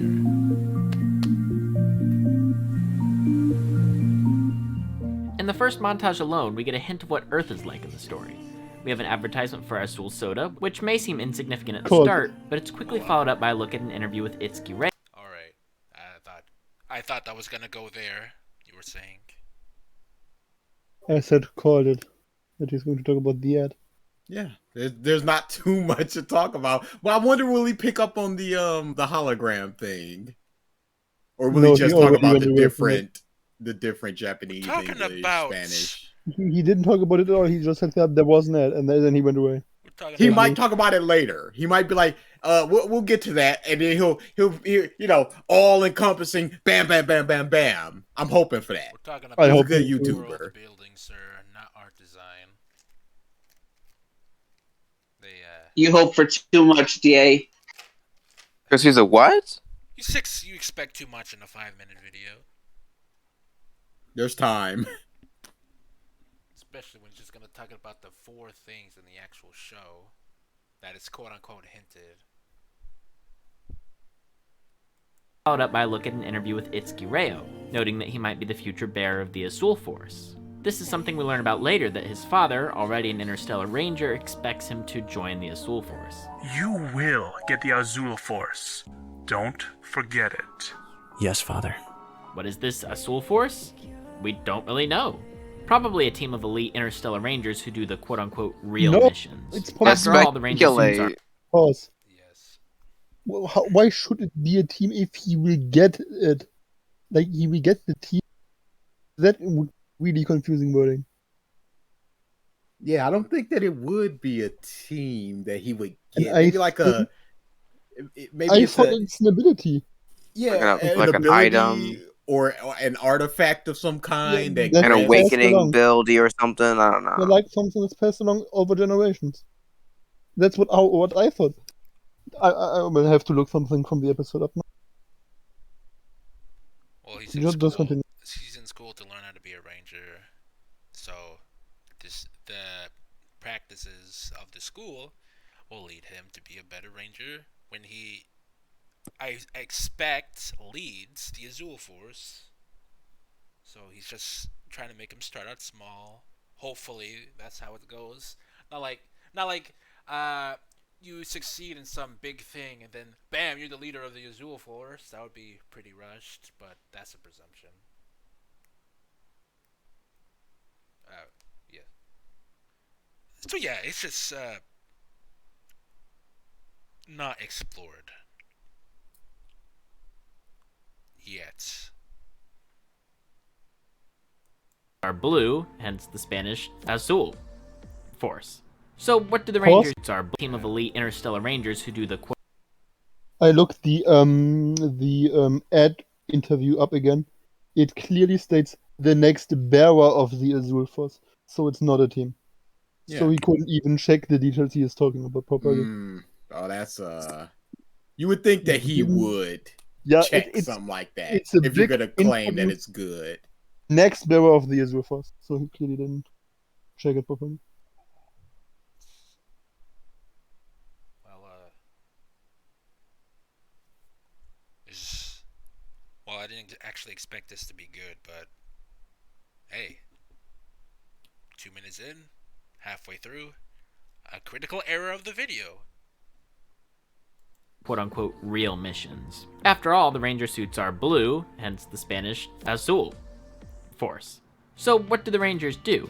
Well, other than sponsor their knockoff Gatorade, the show hasn't told us. Presumably But also fight. analyzing it. Isn't soda, sir. How he's like, the suits are blue like Azure, so Azure Force, and he is just talking complete out of his ass. Because it's not what. Man's not gonna talk about the medicine bottle. What? Irrelevant, but I still want him to talk about it. The show hasn't told us. Presumably fight, but fight what? Just a few shots later, we see Hope on a train observing a kid who clearly has a ranger and villain action figure.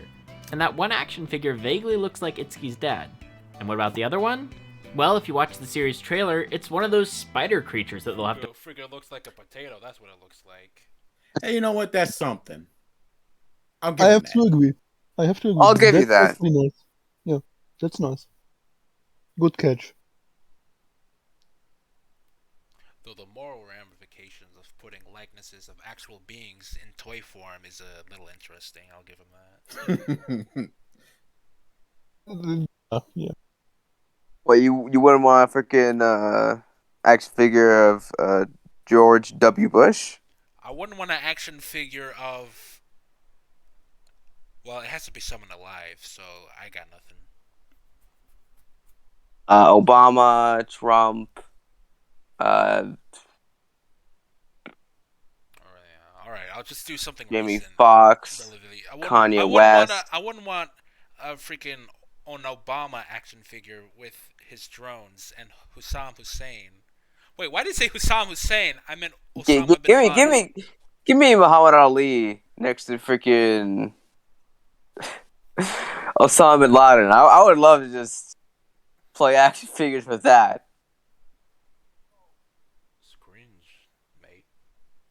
Oh, dude, imagine like an RPG, but just all like historically, like important people. You know, just Gandhi being like a mage, or not a mage, a freaking cleric. Abraham Lincoln being like a warrior. to fight later on in the series. World building and foreshadowing. Itsuki's dad is a legend, and they're gonna fight Space Spider. Well, if you just see it as the action figures, it means pretty much nothing. Unless you go back in the video after seeing is Itsuki's father, and you're going off of some outside material, so this is just not fair. My brain just shut down there.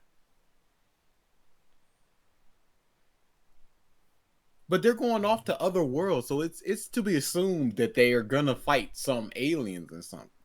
So that's not really.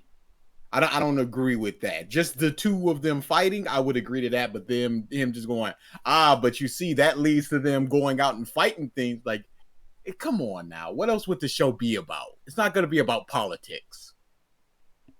Would it? Yeah, I mean it could, but don't think it's going to be good. If it's gonna be 11 episodes of politics, alright. But he did say he wanted to balance out These damn space liberals. characters. I'm just trying to think about this action scene because they've already showed us that they can teleport people in the first episode. Why are they risking their lives fighting a giant fighter thing when they can just teleport, I don't know, a giant rock on it and It's smush it? trying to destroy the rebel base on Hoth. A rock on top of it would solve that problem. Or teleport some grenades into it. Surely they can do that. Yeah, teleportation gets a little wonky when you think about it. Watch the series trailer, it's one of those spider creatures that they'll have to fight later on in the series. World building and foreshadowing. Itsuki's dad is a legend, and they're gonna fight Space Spider. What about when the series takes place? Well, there's this guy with a VR headset, or maybe he's a cyborg, it's not really clear, but it makes me think that this is the future. Then there's a blink and you'll miss it. Oh, is it really the future? Does it make you think that really? When they're You easily got- going to the space. You got these spacesuits that have no like zippers; they like close in automatically. Yeah, and there is a space school. That should You got spaceships flying to like the school. And in the title card, not the title card, the eye catchers, they show Hope's birthday, and it's in like 20. It's like 100 years in the future. Oh, but that's midway through the show. We're not learning about that in the beginning. Bah. Saying bah won't fix anything. Ad for houses on moon colonies. Specifically, Citadel is looking for new members. And when we get to school in space, there's grass and trees. This is a nature bubble. Trees! Deck the dude. It's almost like it's a biodome. Oh, it could just be a biodome, not a simulation. Yeah, that makes a lot more sense than a simulation. A biodome makes a lot more sense. I mean, yeah, it would be sensible that they're growing plants there somewhere. Also, it's a space station! Yeah. Yeah, but we'll get there to like what, the 3 or 4 minute mark? But he's praising it, and we're already on the. So, I mean, if we're praising stuff a little bit in the future, God knows the future within the first 60 seconds. Therefore, it's good.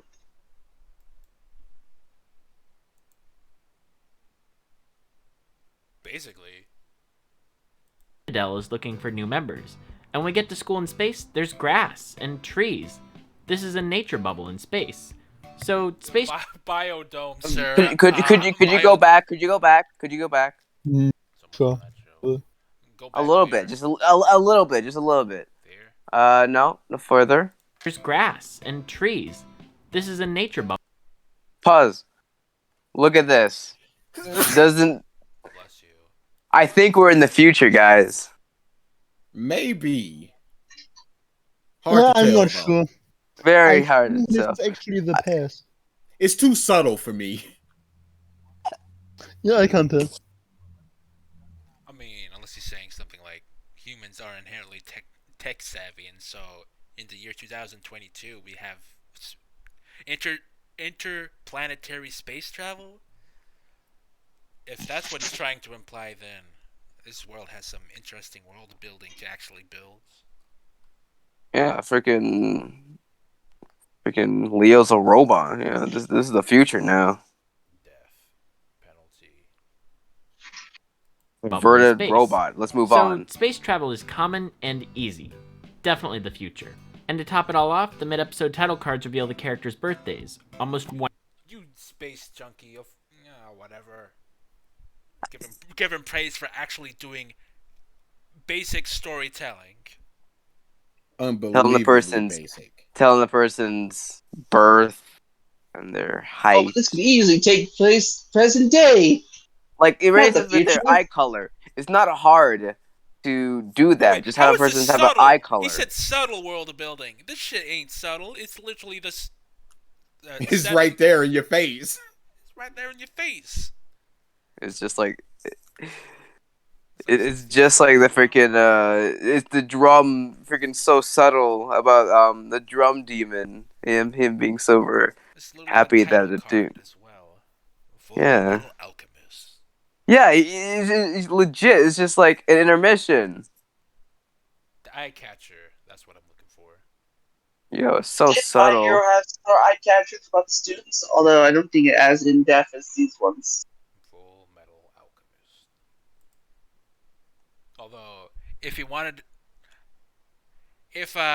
Mr. Brown Table wanted to be a little more authentically Japanese in his anime, he should have gave them the blood type, because apparently that's a big thing in Japan.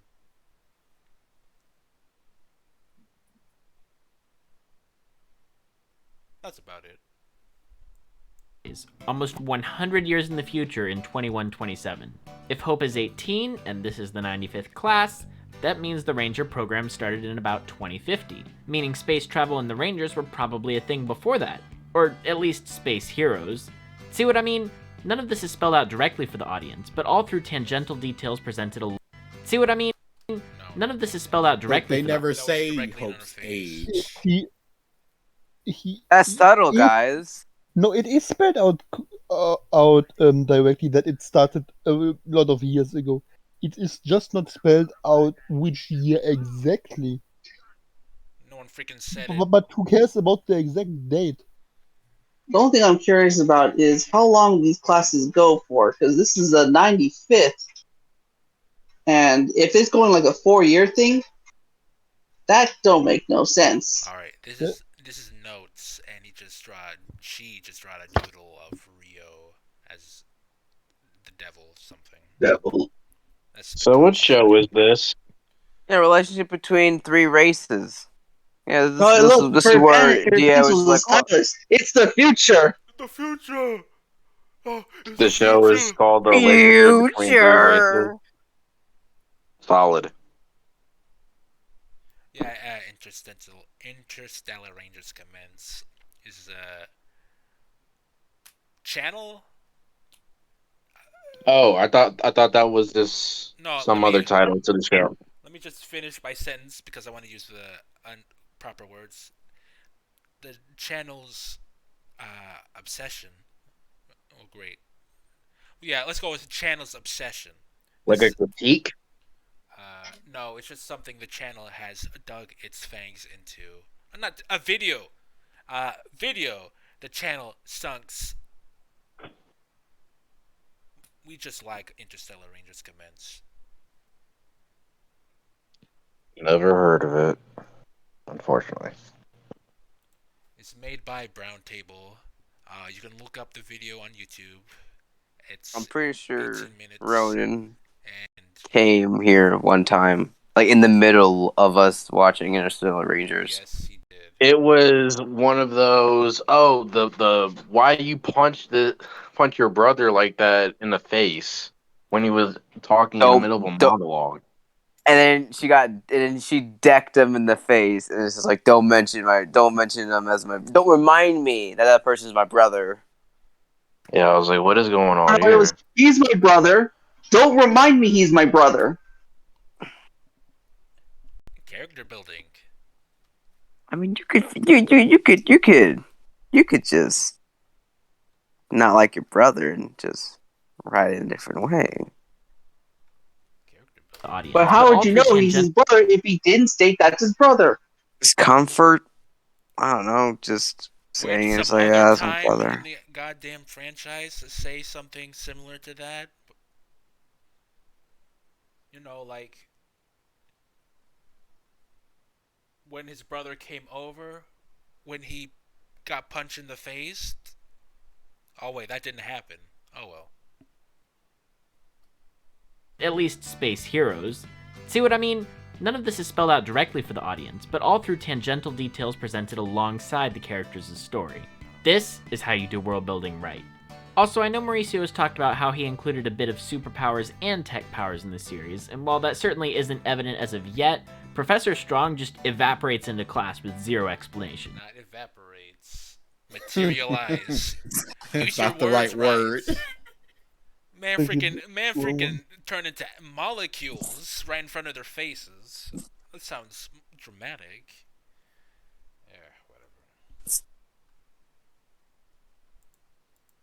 Professor Strong just evaporates into class with zero explanation, and we accept it and move on. This is the reality of the world. And of course, the world wouldn't be complete without the most essential futuristic tech, hologram Skype calls. It's Ski. How's your first week of school been? It's been among us. I had canon that Adobe probably... Huh? Oh, full. Oh yeah, right, Tamaki. Where are you? I forgot about that. And make you feel uncomfortable, sir.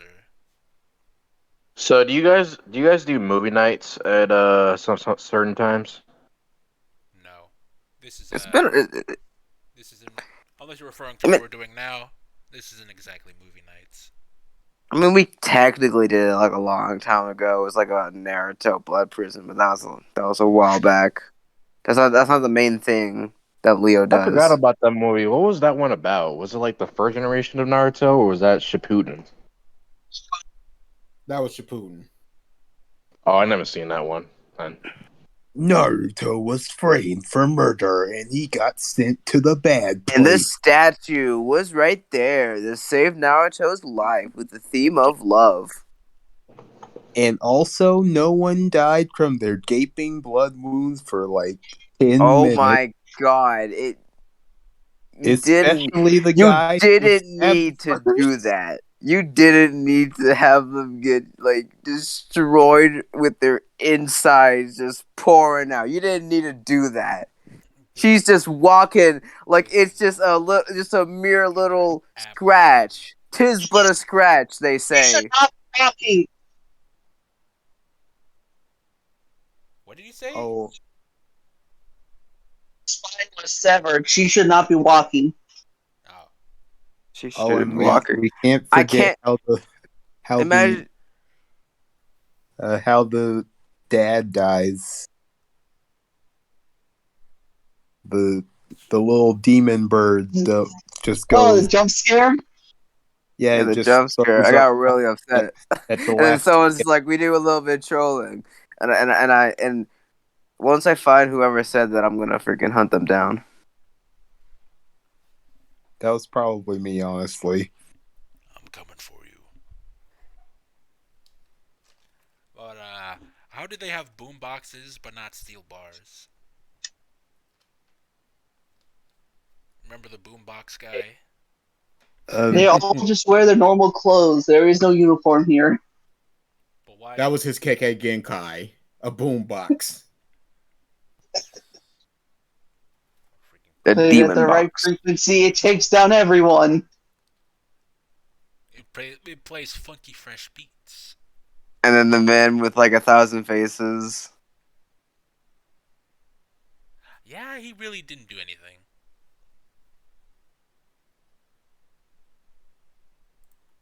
That movie sucked. That everyone could do a cult transformation jutsu. Let's describe this dude as the man who can disguise like 1,000 faces, even though we could all do that. That's literally ninjutsu. So, oh no. I mean, I guess if they did it better, like I don't know, like Toph doing metal bend or something, but I don't think so. Probably partnered with TikTok to make the rotoscoping for that possible. It's been among us. I had canon that Adobe probably partnered with TikTok to make the rotoscoping for that possible. But yeah, these are just some of the details of the world. Why did you add that, sir? That was. It was a joke. What is it like that? Rotoscoping. Why are you trying to add world building in your world building subtlety video about interstitial radio?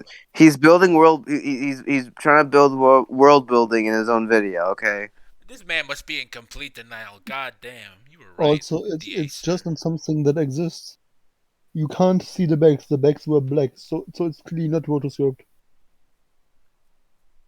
This man's gonna be a dick writer for life. Yeah. You know, however long this series is gonna phenomenal. last.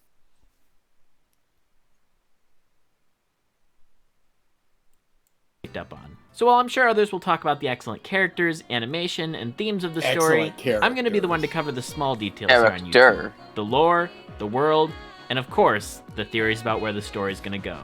Stay. No. What? You didn't. What theory?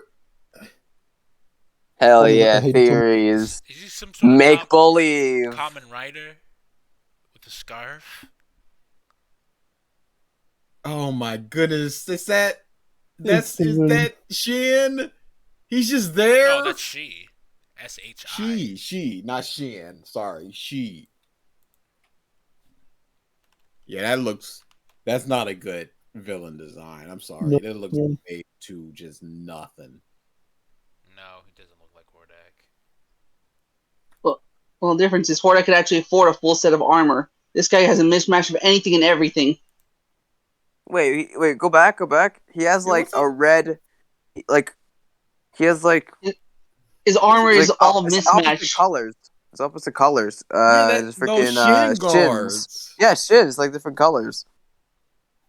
He has 2 different arm guards, 2 different leg shin So guards. the colors you have like light red, like dark red, black, white, light gray, dark gray, green, yellow.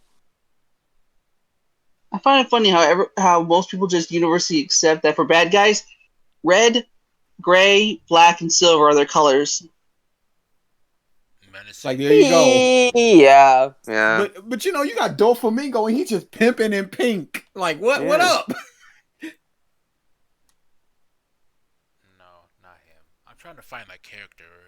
I mean, the Joker is freaking just green, white, Clown. purple. He's a clown. A villain, no less.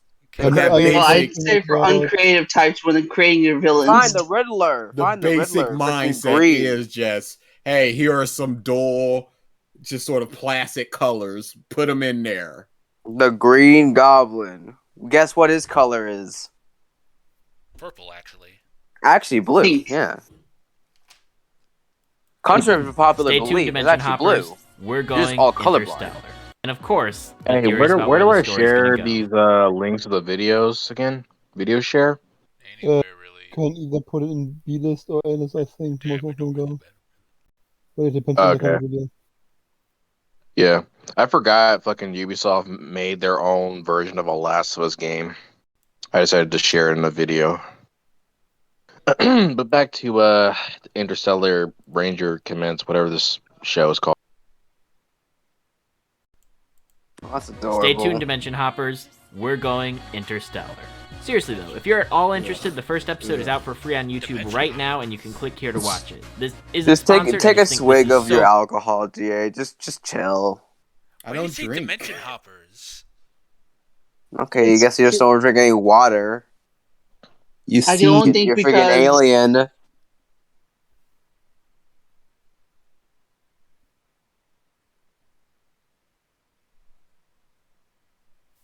Looks like Glitch Production. Woody trailer. G4, I said you.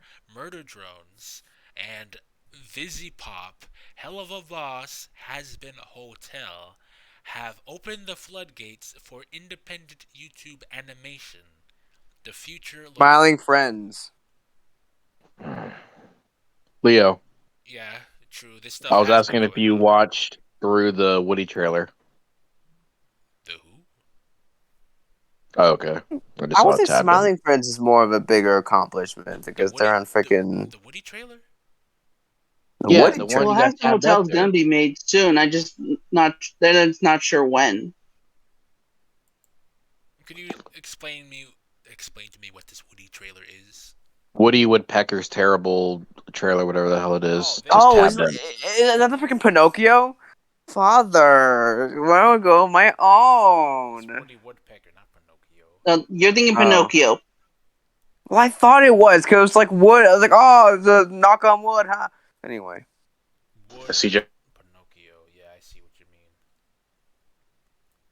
mean. Brooke AC says, so much lore to find out. So much lore to find out. And big because like an actual Adult TV Swim. show. Oh God, totally not Mark. No. And then they got freaking greenlit and all that type of stuff. I don't know if you guys are that one's familiar with definitely this way more video that Adult Swim just uploaded. That went viral. Yeah, you could just watch a freaking clip of freaking. Oh, which one are you talking about? You talking about Bibby or something? No. Yeah, Carmen Lerner Pibby. so cool, and Mauricio and his team deserve. It was like freaking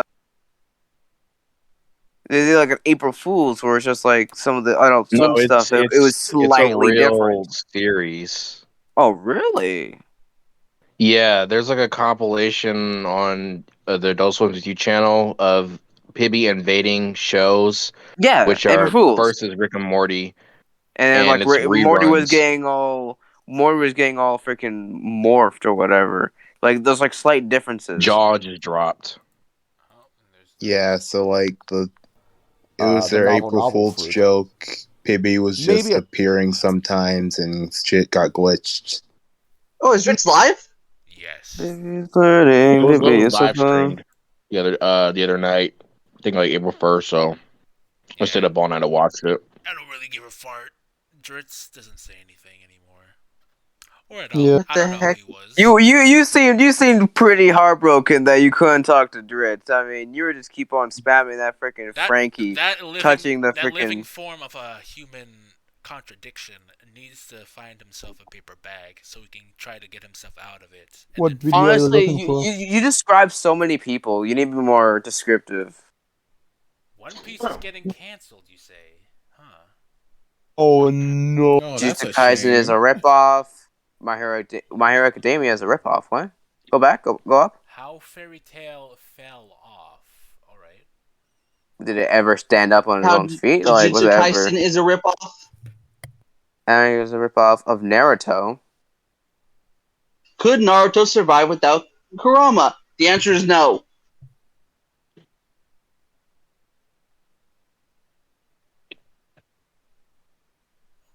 I definitely need to eventually read Madoka Box. How to write a good protagonist. Alright. I want to hear this. Forget Interstellar Rangers. Let's hear Writing's this not that show easy, talk but about Grammarly can help. This sentence is grammatically. I made a video titled How to Write a Good Character. In this video, I'll be analyzing love how to his write a good monotone protagonist. First, your character should be a good character before being a good protagonist. This video assumes that the character that is being chosen as a protagonist is already a good character. After making the character good, making them a good protagonist is actually pretty simple. The first requirement is that they must represent the theme, either at the start of the story or... Must represent the theme. What does freaking... What is Claire? What is Lloyd from? Wait, who would you say is like the big like dude who the main protagonist in freaking Spy X Family? I'm gonna say Lloyd. What does he represent? Family. My balls. Oh. Okay, how about Claire? How about Claire? These nuts. That too, I guess. You see, Lloyd represents the spy How about Link? in the family. Just Link. Overall, just because like there's like what mangas and all that stuff. How about Link? Who? From Legend of Zelda, Link. The tragic failing of humanity's inability to succeed on their sins. Which one? Which are you talking about? Breath of the Wild? All of them. They're all the same character. No. Yeah, no. Reincarnation. Yeah, each Link is their They're very own different thing. people. No, the person who's the same as Ganondorf. I'm pretty sure. Just he's No. always the same. Yeah, he's, No, a Gandalf is he's also. a representation of sin. No, So Ganon Gandalf is the incarnation of evil from Dumas from Skyward Sword. Yeah. Yeah. And some of them are the same. More Ganondorfs are the same as Links are the same. Not all of them. Like I don't think Wind Waker is the same to freaking See, because Twilight. I mean I'm actually pretty sure that the Wind Waker one is the same that he just broke out. Oh crap. But Yeah, for Link, Wind Waker Link is specifically one. not a reincarnation because because timelines. The timelines are split. yeah, because that's the timeline where Link, quote unquote, doesn't exist. That's the thing. That one where he doesn't exist is like one of the most joyous timeline. You got like, and then the timeline where I'm pretty sure Link 1 is the most darkest one, where it continues with Majora's Mask all the way to Twilight Princess. Hey, Leo. Yes. When you're done with the protagonist video, can you display this afterwards? It's a Saints Row video. Saints Row. Saints Row. Never The newest played it. one, not the OG Oh, one. the newest one. All right, the reboots, soft reboots.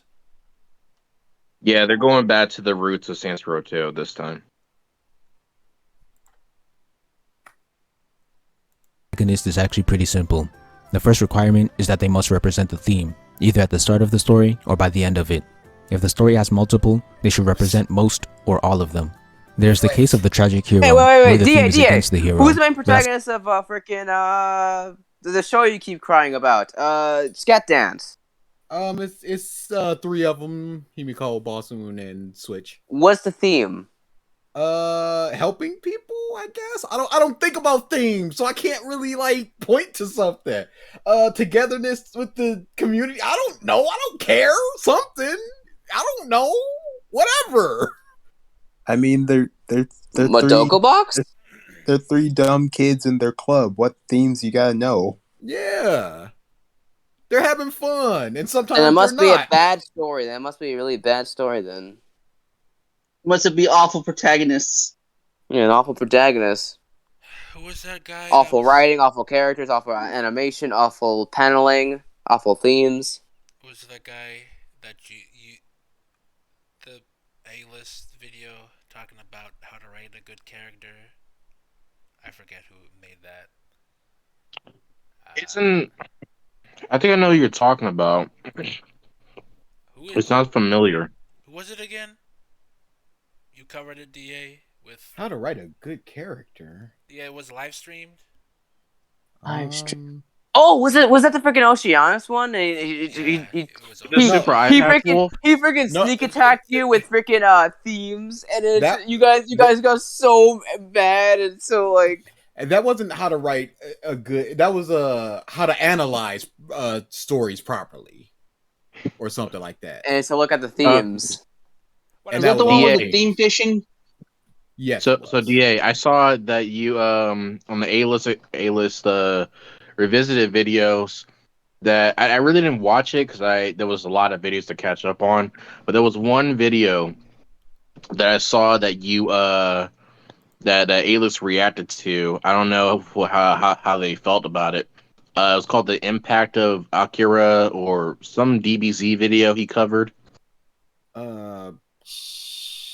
I think it was made by Wolf. Yeah, Super Eye Patch Wolf. Yeah, DBZ, The Impact of DBZ, the series that changed everything. Yeah, that. Yeah, did you like it?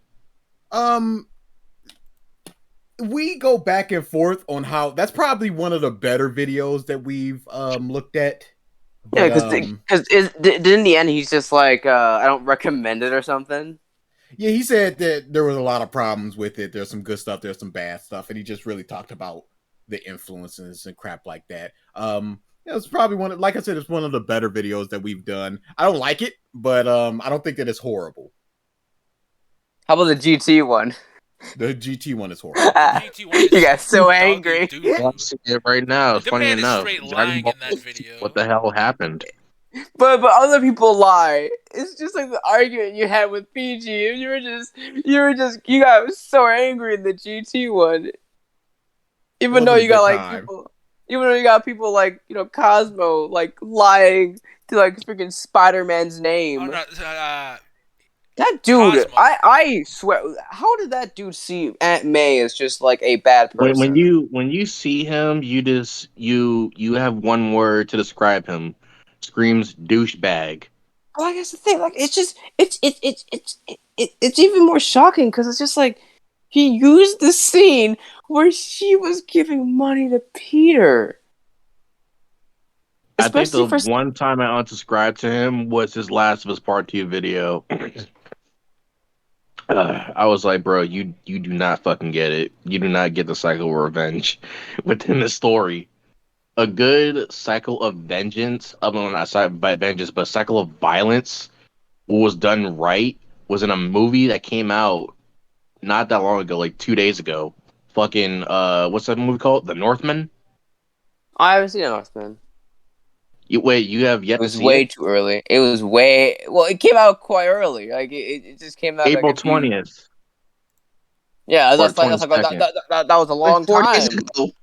I'm an old man that's out of the youth. It was it's one of the best films I've seen in years. That's all I'm gonna say. I can't really go into too much to it to spoil. Maybe but you should watch some Suicide Squad or something. I already watched that. Okay, never mind. Not the original because it's not as good as the reboot. Oh, but don't got it. This is Katana. This is Katana. Yeah. The only good thing about the original Suicide Squad was "Sucker for Pain," OST song. I'll have to head out now. Well, that was just a freaking jukebox of Goodbye, music, good night, right? or Like they something. kept on like just putting so much music into that movie. Well, yeah, it was an anthem song. I know. But yeah, this movie Northman has a star-studded fucking cast. Who's that guy right there? Well, it has Alexander Willem Dafoe, so you Skarsgård. already got my vote. Oh, hey, Willem Dafoe. I should probably watch this. Yeah, Willem Dafoe.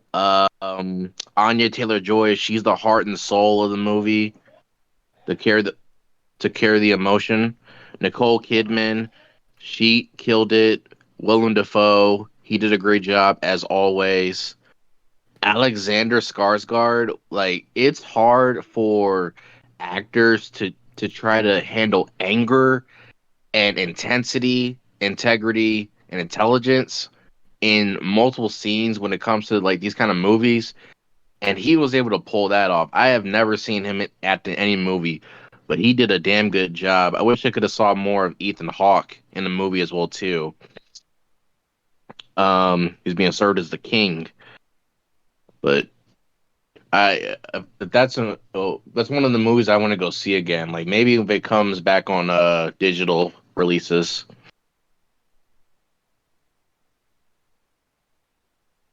He's buff. That's cool. Not a lot of wingspan. But he got You're not a Vikings fan? No, I said not a lot of wingspan, as in his biceps Oh, aren't very pronounced, but he do have abdominals.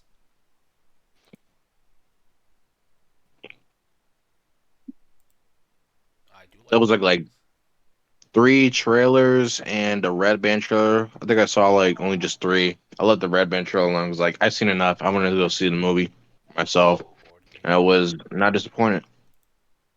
Those braces.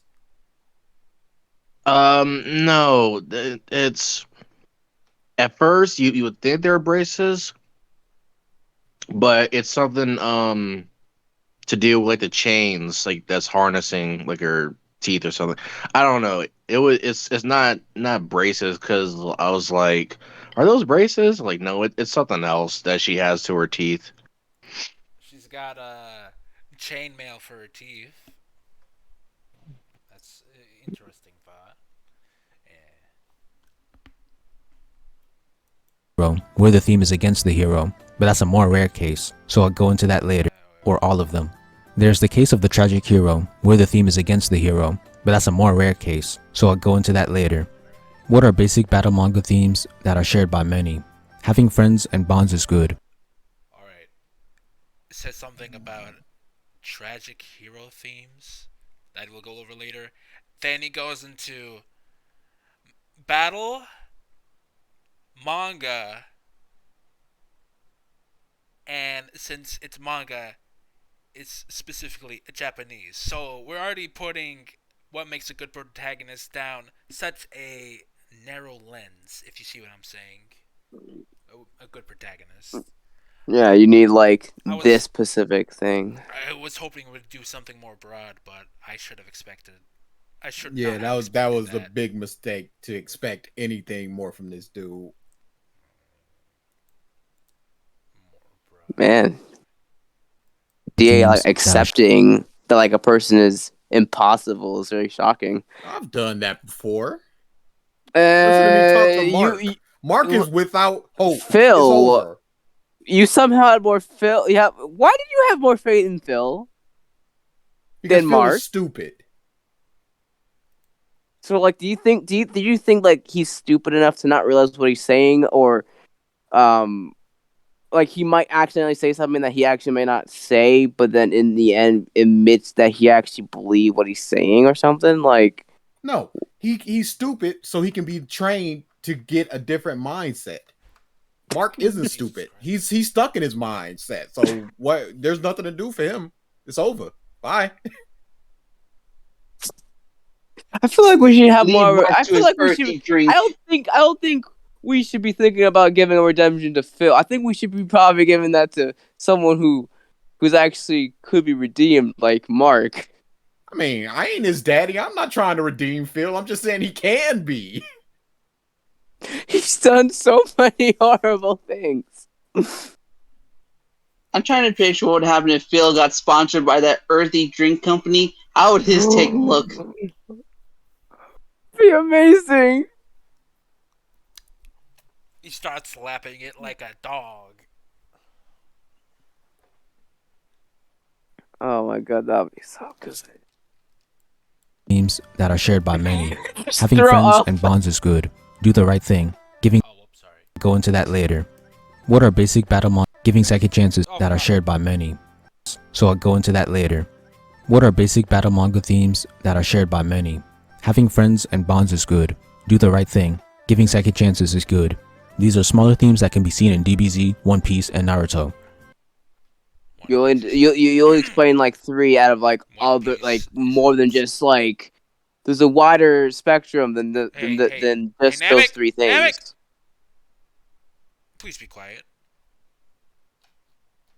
Also, One It's Piece just isn't a battle manga. I'm trying to think like second chances. Like what? How often does that happen in One Piece? And is giving second chances a theme? I don't think that would qualify as a theme. I think that's just an occurrence. Anything can qualify as a theme. Yeah, you're right. What was I thinking? Put you in a home. Old man doesn't even know what storytelling is. I mean, I don't think this guy knows what good protagonists should be, because One Piece isn't a battle manga, and Luffy doesn't do second chances.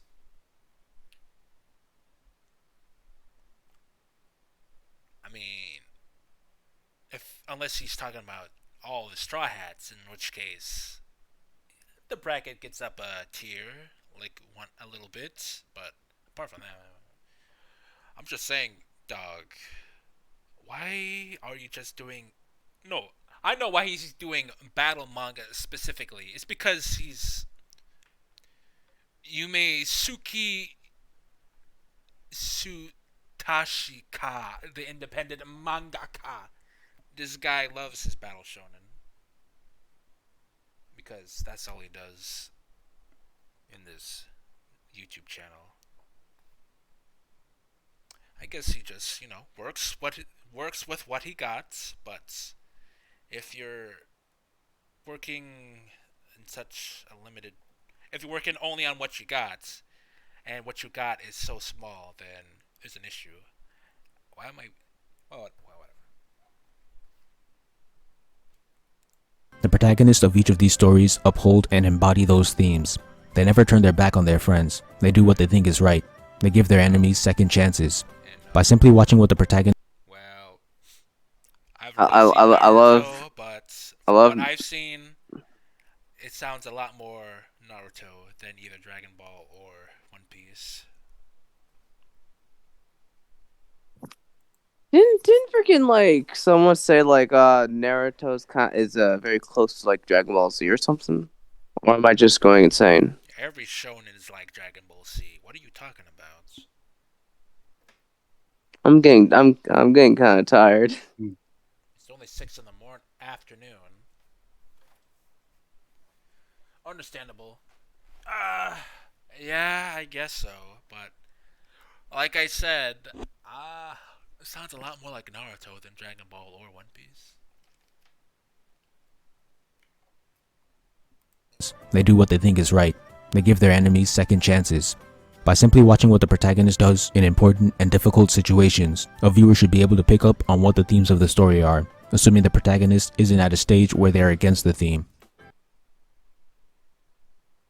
So what? This theme stuff. Is it against the theme? Alright, I think he's conflating theme with their actual personality. I think. Maybe. Did this dude talk about? I don't remember. Did this dude talk about themes when he talked about like what makes a good character? No, I don't think he did. Let me look that up. And didn't he talk about how like a protagonist needs to be like a good character as well? So we could use that what makes a good character for this video. Young Defiance? Oh no.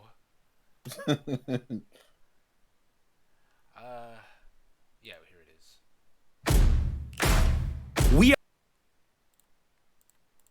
I've never really liked videos about what makes a good Come character on. because I felt like there were too many different variables and subjectivity to come away with a clear answer. But after mulling over what objective make a good character, personality, backstory, purpose, character arc, and actions. These No apply to any themes. character, whether they are protagonist, antagonist, or supporting character. I'll start by explaining each element, then I'll go into No more matter if you're detail about protagonist or protagonist, antagonist, side character. He never wants to talk about themes. You could definitely use this video to talk about the other. Yeah, he didn't say themes in here, I think. Objection, you, my fellow good sir. What is this? What is this crap? them. The first element is personality. If a character has an enjoyable or attractive personality, their chances of being a good as the story progresses, more sides of them can be shown, but in my experience, having an easily identifiable surface trait makes a character easier to like. Naruto and Luke out and lets me know what they're about. Enjoyability is really subjective, but I'd rather have a character who is distinct than one that bleeds into the crowd. Light and Mirai from Death Note and Platinum End. I think personality is one of the most important traits because there are characters that are quirky and obsessed detective. He has one accomplishment, definitely no fan favorites. A good backstory should explain why the character has their craze, good writing, and can potentially make me respect a character that I didn't before, or further my love for one. Backstories can also create relatability between the tragic. It might Eren pre-Marley arc. Wait, is he saying Naruto has a good backstory? Not specifically, but yeah. Naruto's on the screen in front of us. Pretty much, that's what he's saying. Well, why did you have to make it sound like that? Hey guys, kinda. Well, okay, I guess he didn't really bring up themes and how to write a good character. So I'm guessing. Well, at least he didn't start off with themes. I'll give him that. He didn't start off with themes when talking about making a good protagonist / character. I feel like he did say themes though, but yeah, whatever. He said purpose, so maybe once he started getting into purpose, that's where the themes come in. Sometime around the end of the video is what I'm thinking of. Inuyasha and Yusuke are examples of characters who start off against the theme, but eventually grow into embodying it. Inuyasha starts off selfish and only looks out for himself, but as the story goes on, he becomes a protector to his friends and the innocent. Yusuke starts off as an immature, self-destructive delinquent, but eventually matures into a hero with purpose.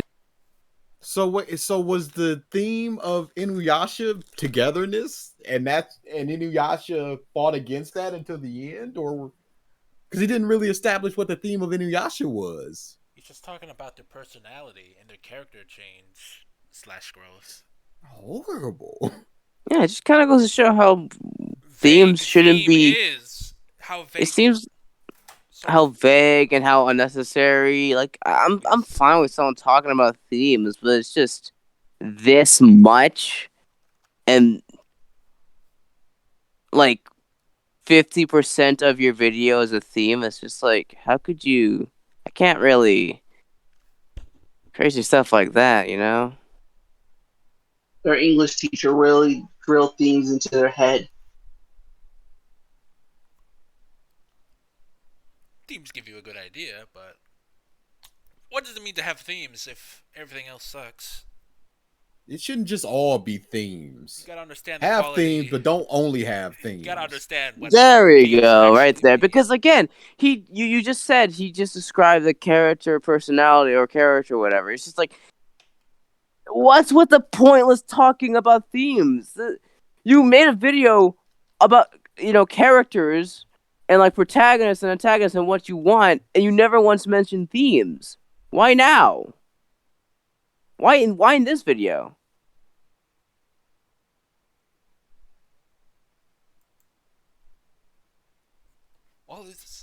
basically a second to his previous video. That's why he's talking about themes. That's if he didn't talk about themes in the previous video, which I feel like he did. Themes. Oh, whatever. But eventually matures into a hero with purpose.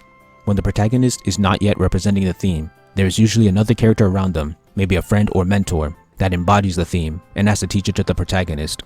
Inuyasha had Kagome and indirectly had his father, with Tessaiga only working when he was willing to protect a human. Yusuke had Genkai as his mentor, teaching Yusuke to mature. Light Yagami and Eren are examples of tragic heroes I was talking about before, except they're villain protagonists. They are the main characters of their story, but they go against the theme and have their antagonist actually representing the true theme of the story. Lelouch is in a similar boat, but not exactly the same. What? No, you're just what talking is- about the story. You're just talking about Light being the antagonist. This is not themes. This is just the actual story. Or maybe the theme is the story. Whatever. The themes are too vague. God damn. Do you think he's hopping in this theme bandwagon? Probably not. Whatever the hell this theme bagwagging it.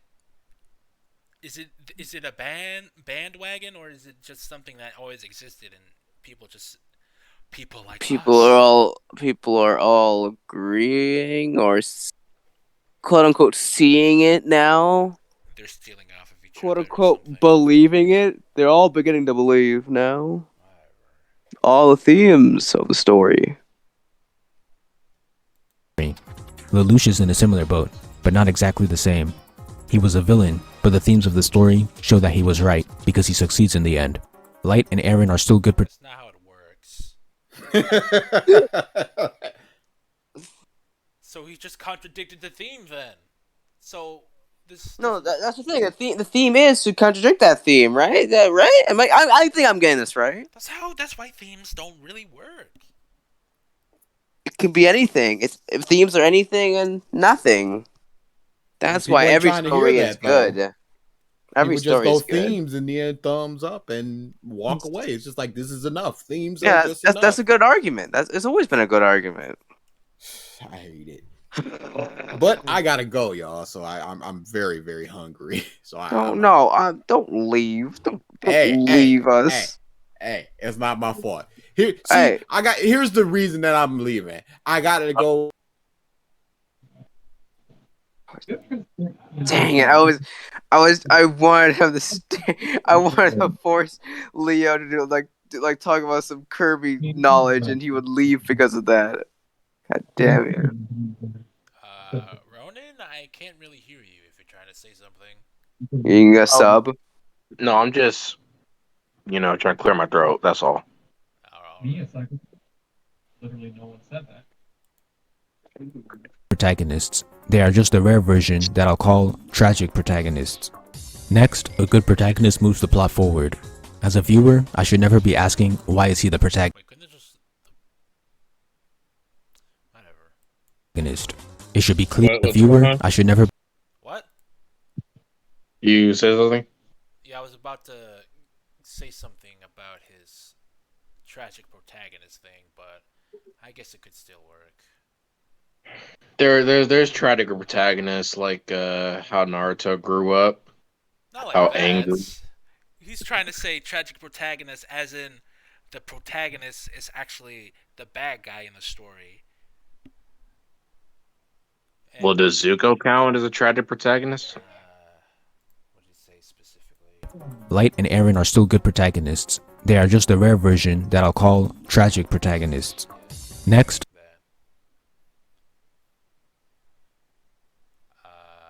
I don't know who Tragic. is Ronin, but as long as they're evil and they're the protagonists, they're tragic. Like, I can tell, like Zuko from the Avatar Last Airbender had that scar above his eye. You never really, right around his eye. You never really figured out why he had that until he flashed back a couple episodes later. And it's like, damn, I kind of feel bad for him. Now that he's gotten banished from his home, he has to find the Avatar in order to restore his honor.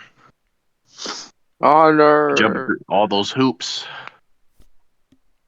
But that's not what he's prescribing tragic. That's not what he's prescribed a tragic character as. Yeah, you need a theme to be tragic.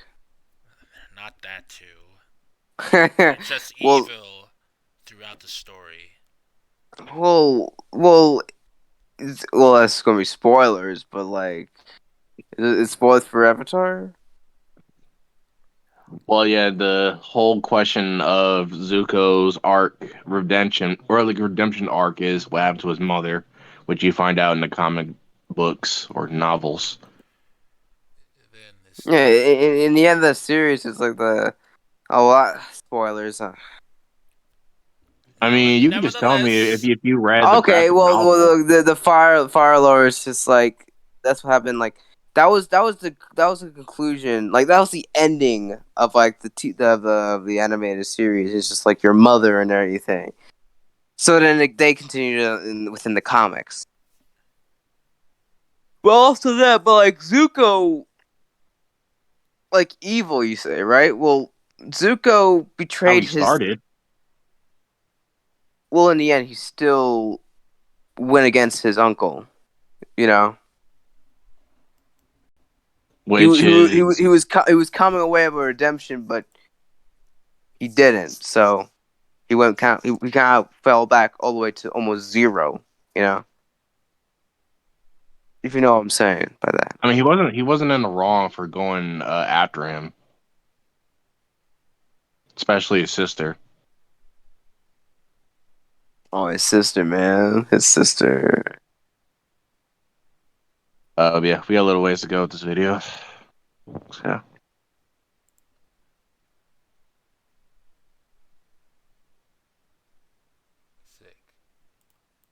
A good protagonist moves the plot forward. As a viewer, I should never be asking, why is he the protagonist? You mean like any story ever, Mr. Mangaka? Whatever. Asking, why is he the protagonist? It should be clear by how relevant they are to the plot. I'll use Death Note as an example. Soichiro Yagami embodies the theme of the story, but how much does he move the plot forward? If I made him the protagonist, the audience would be asking, why isn't L the protag? Because Soichiro doesn't move the plot forward as much as L or Light. Light has the Death Note and forces the heroes into action. I see what you're saying, but there can be passive protagonists. Kind of like, well, I'm not sure if he thinks Goku would be one, but he's pretty passive to the story. The story pretty much plops onto his doorstep and was like, I'm your brother. And Frieza.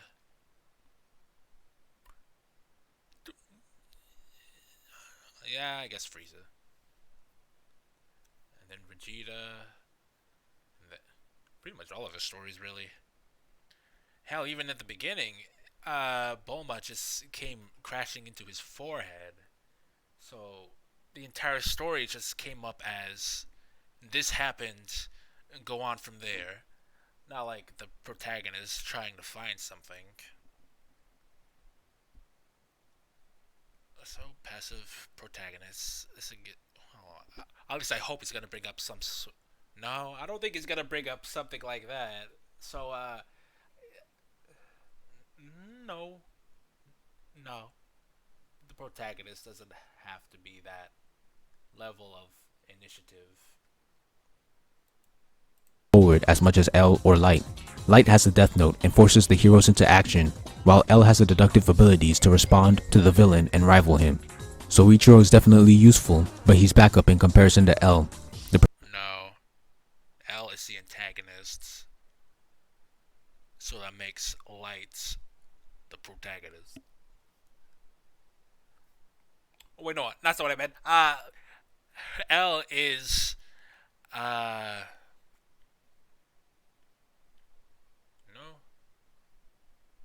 No, I meant to say they can be swapped interchangeably by what he's describing.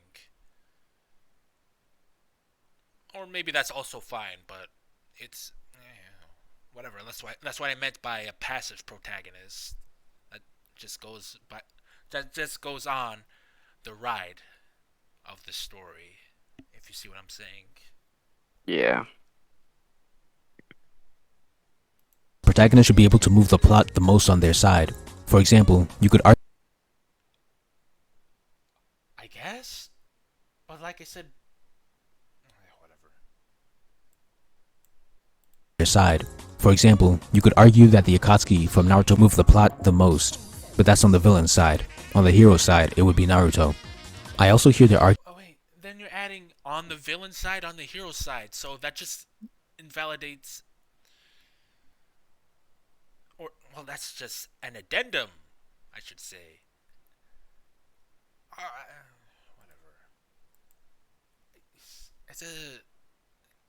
He's not being very broad until he becomes, you know,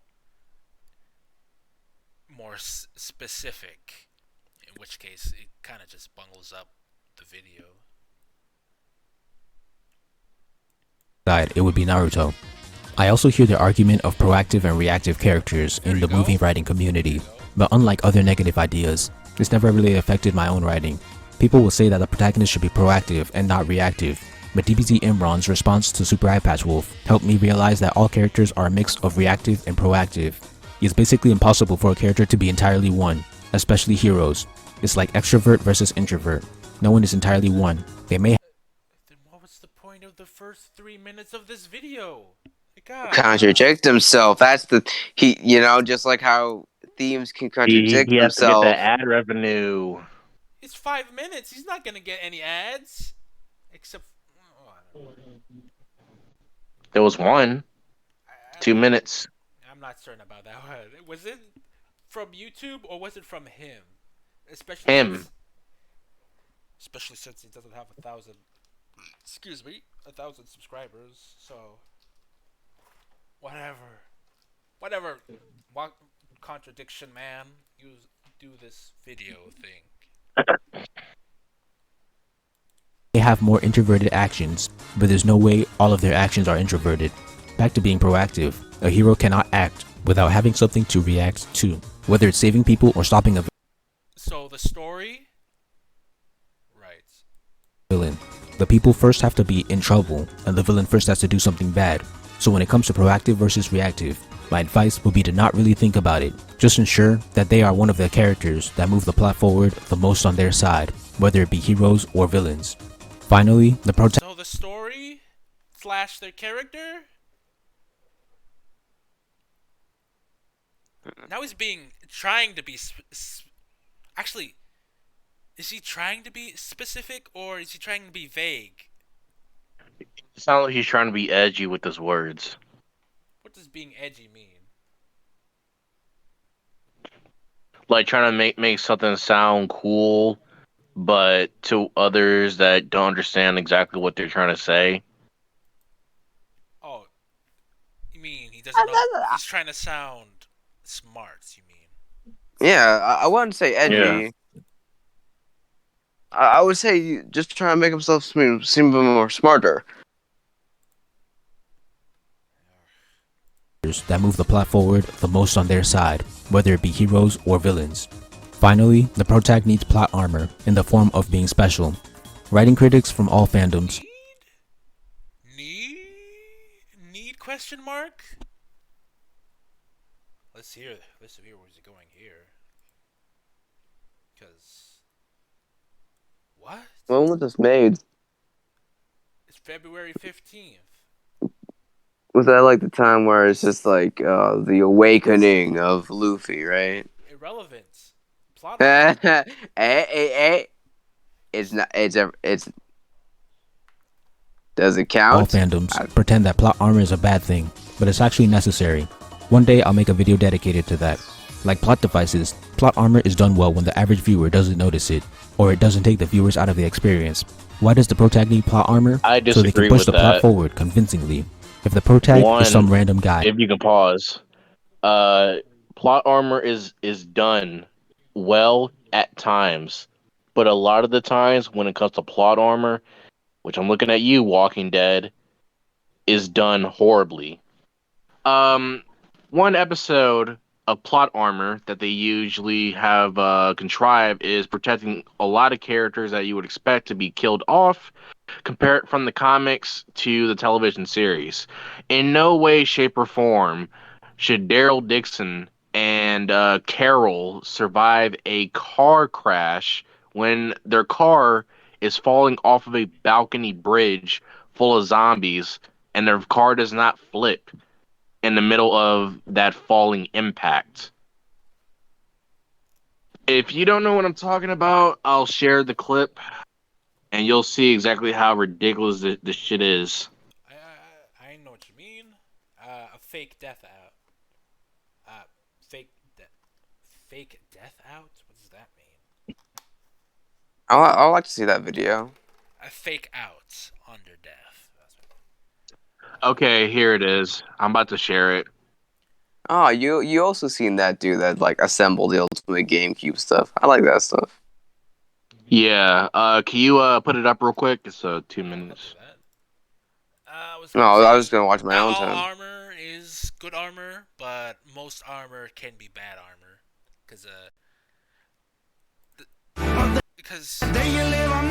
Like you just need like a good explanation. and a good character, they wouldn't need armor. They would just need the story to help their, character. You're paused on an ad. Help their cases to not just be like, oh, it's plot armor.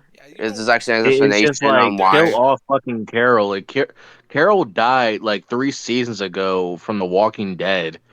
Like I'm talking like in the comics, she was dead a long time ago, and they still kept that bitch alive. And I don't have a problem with Carol. It's just I don't understand the connection Weird. between her and Daryl Dixon. So I don't even care about those two. Was that the pregnant woman that has like no hair? Or just... No, that's Maggie. What was I saying? These walkers, they don't move like how they used to in the first season. No, I actually got a question because how's Negan? Because like he's in like freaking Tekken 7. How is he? Oh, you recognize Negan from the introduction to The Walking Dead? From Tekken 7. Well, he's originally from The Walking Dead to be brought over to Tekken 7. Yeah, I know that. But like, how is he? This how is this the implies governor? that he plays Tekken 7, which has not been stated. No, just Negan, because like Negan's in it, and it's just like he knows The Walking Dead, More so of I assume those like he knows Negan. aggressive. He's more of those aggressive characters that swings his bat and goes for like a pocket knife to shank your enemy, your opponents from the back. He also has different kind of moves. There's little Easter eggs with his stage. At the No, as final... as a character in the show. Oh yeah, I'm talking about his moveset. Yeah. Oh. His rage art is pretty cool. Oh no, his character in the show, not in the game. I'm just saying, since I know Negan from like, a little information and knowing him from the game, it's just like I want to know who he is in the show. Oh, I'll throw it up in a second when he's done with that. Pizzas, breadsticks. Yeah. Quite the charming fellow. Back to this. Plot forward convincingly. If the protag is some random guy. By the way, that's not a copyright claim. It goes by the YouTuber that actually uploads it. So he's probably got the rights from AMC to upload it. I mean, if I was worrying about copyright strikes, I wouldn't be making these videos. No, this should technically fall under fair use, but I meant the actual, watching that part of the show part.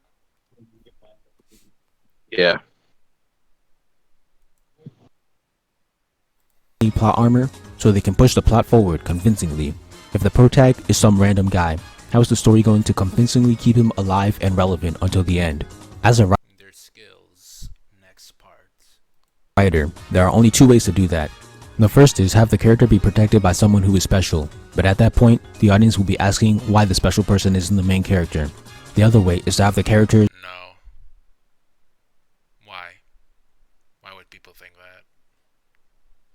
speciality doesn't make a person a protagonist. People don't just go into this world thinking that they're the protagonist, not even the protagonist. Well, they shouldn't. Definitely people who do. But importance is usually pushed upon rather than some outside force, unless the outside force is specifically stated to have done that. Like I said. Plus, he's not a normal. Goku wasn't a normal guy. Naruto wasn't a normal guy. Luffy was more or less a normal guy. But that's because he had Shanks. I think.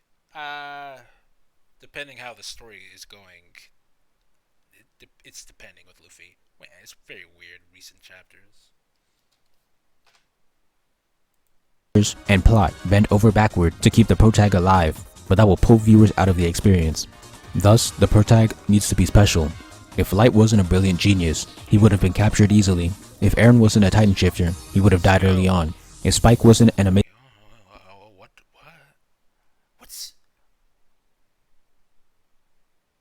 What? No, he's prescribing this to battle manga and whatever the hell One Piece and Death Note is. That's just bad writing if you gotta make them win, rather than making the actual character good. He's just destroying his 2 videos right now. Armor itself isn't much of an issue. It's how believable the character is, how believable the armor is used. It's how believable the armor is being used. Like, some instances, you could say that protagonist should have lost, but if it's given a good enough reason, I would say that armor could be justified. It can be justified. Yeah, that's it. Armor can be justified. But you're just using armor like, oh, all protagonists have that. That's just bad writing. Because armor, plot armor is a writing term to denounce a character. So,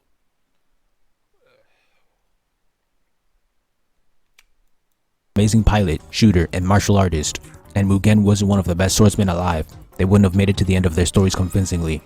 Shooter and martial art brilliant genius. Thus, the protag needs to be special. If Light wasn't a brilliant genius, he would have been captured easily. If Eren wasn't a Titan shifter, he would have died early on. If Spike wasn't an amazing pilot, shooter, and martial artist, and Mugen wasn't one of the best swordsmen alive, they wouldn't have made it to the end of their stories convincingly. I used to really despise... They were taught that, or are they actually special, or are they actually just... Are they actually special, or are they good? Plus, not everyone came into the world being perfect. Being good and special are 2 different things, sir. Despise protagonists being special. The recent Dragon Quest anime is an example. Dai is special in so many ways, but if he wasn't special at all, what right would he have to be the protag? How would he move the plot forward? I do think stories like Bleach and Wow, you're thinking of like the Chosen One archetype. But he hasn't said Chosen One archetype, so I don't think this guy's very smart. What right would he have to be the protag? How would he move the plot forward? I do think stories like Bleach and Dragon Quest overdo the special aspect, but I'm now more lenient on the protag being special at all. You can't tell me... What? Plot armor isn't bad writing? What do you mean? Plot armor is... Well... I specifically hear plot armor is to denounce a character in terms of like their skill or how they went out of something. Pretty much plot armor is meant to be a bad thing.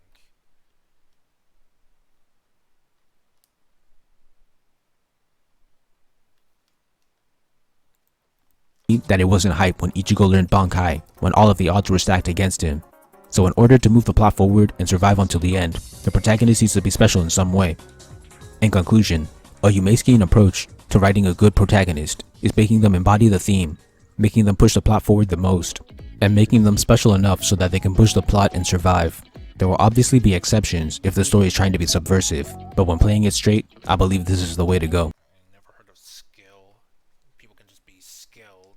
Beforehand, they could just have the knowledge and technique rather than special. Well, yeah, now that I think about it, what makes a character special? You gotta say on that. Because speciality is... Is it origin? Personality? He... Wait, what are you trying to say, Shonen? Ronin? I meant Ronin. I was answering. Point is... I was answering, like, is it just like personality? Is it background? Like, is it origin? Like, what are those things that make the protagonist special?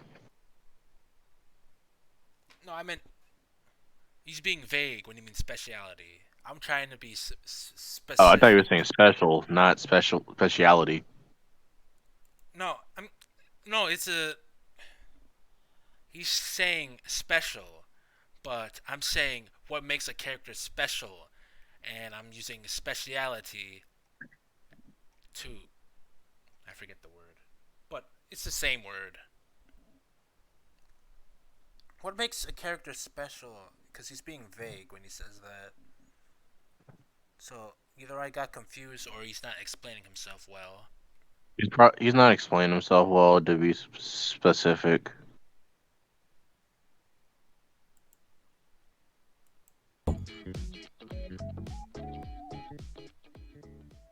Oh, that was Thank you it. for watching. Please like, comment, share, subscribe, and check out my manga for free online. Shit, Leo, can you find the Saints Row video I shared in the TC? Aye, sir. Aye, sir. I use Webtoon only to read. All of Us Are Dead.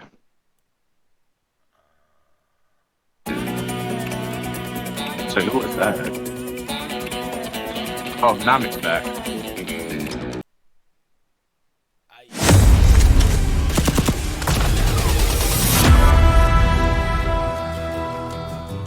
It's about time you guys all showed up. Hi, I'm Mika Burton, and we have got a lot of ground to cover here in Santo Ileso, the new home of Saints Row.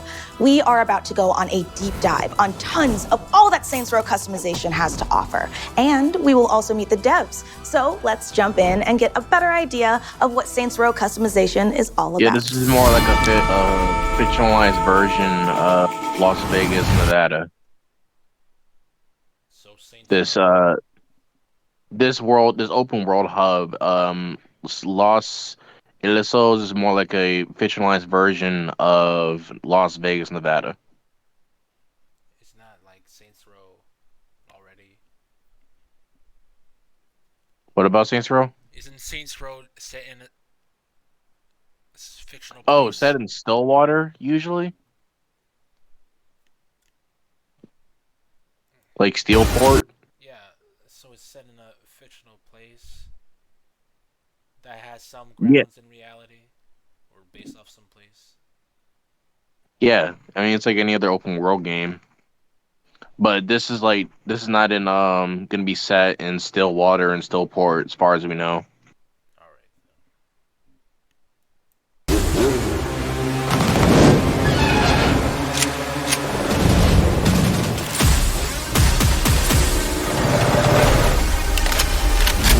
Be your own boss.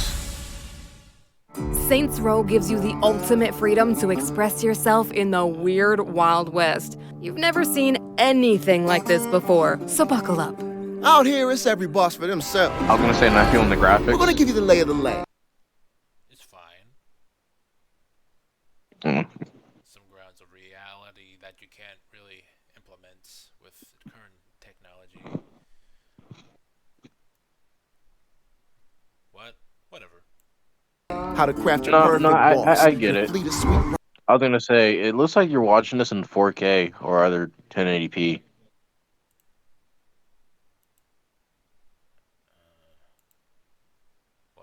But yeah, they mix like some of the over the topness with more serious themes, which was in Saints Row 2.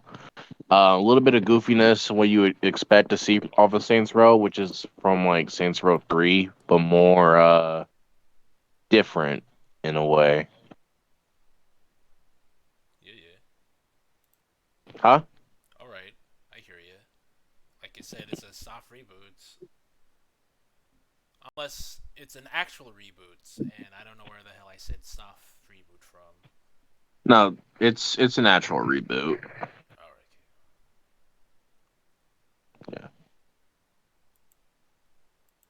Rides, your weapons, your crew, and even your Saints HQ.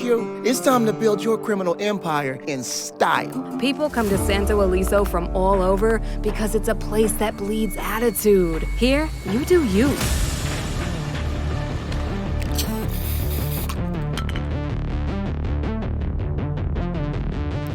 In Saints Row, show off your personal clothing style. From shirts, pants, shoes, and hats, to full combos, underwear, overwear, and even socks. Socks confirmed. Socks confirmed, baby. Oh, I should really say. Why not any time? Every 1 million. We have time to watch this, you and I, so why couldn't we debate? Because my mic is awful. If you can hear it. His mic's cutting out. Yeah, that's what he said. His mic is awful. Oh, whatever.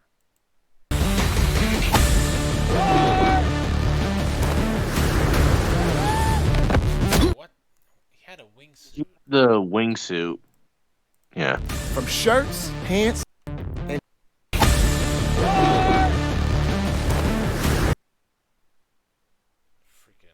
That's a little awkward, but whatever.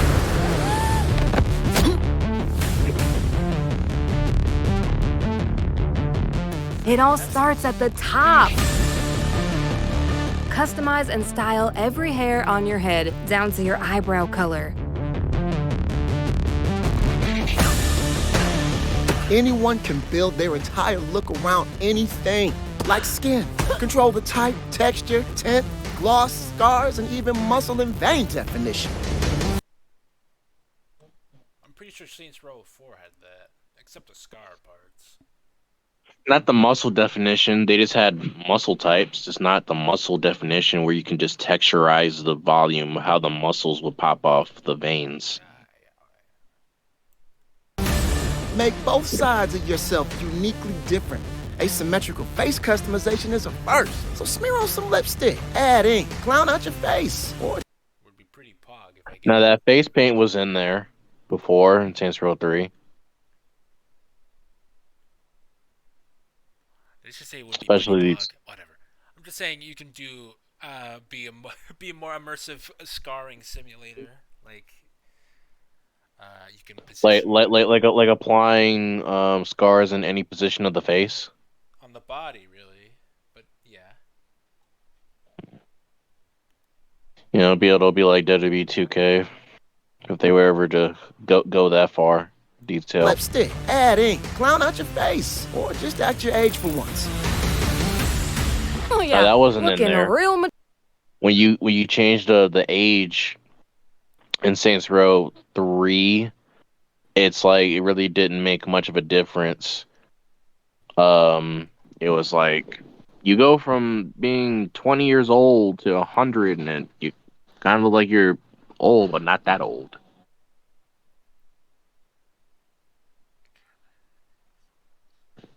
Good earphones with mic. Well, I can recommend you the one I'm using right now. Give me a moment. I got one too. Steel Series Arctis 7P headset. Those are like $60 on the website. You can even get them all from any other retailers physically.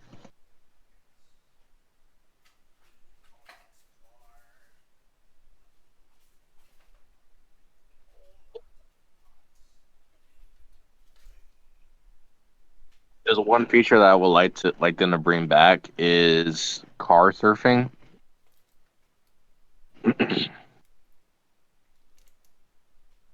Where you just like surf on a vehicle on top of it, and then you can do like a little handstand. Well, stuff like that I want to see them bring back. I recommend headsets from Logitech. I'm wearing one right now, and that's about it. Logitech. Act your age for once. Oh yeah, looking real mature in those form-fitting undies. Hey, working on it. It's about shaping the whole package. Above and below. But it's not just the looks that kill. Pick the voice that speaks to Not gonna lie, pretty cool. you and flex your mood with emotes guaranteed to provoke a reaction from the crowd. Maybe not always the one you're looking for, but hey, fuck 'em, right? The only way this could be better is if you put on a fucking shirt.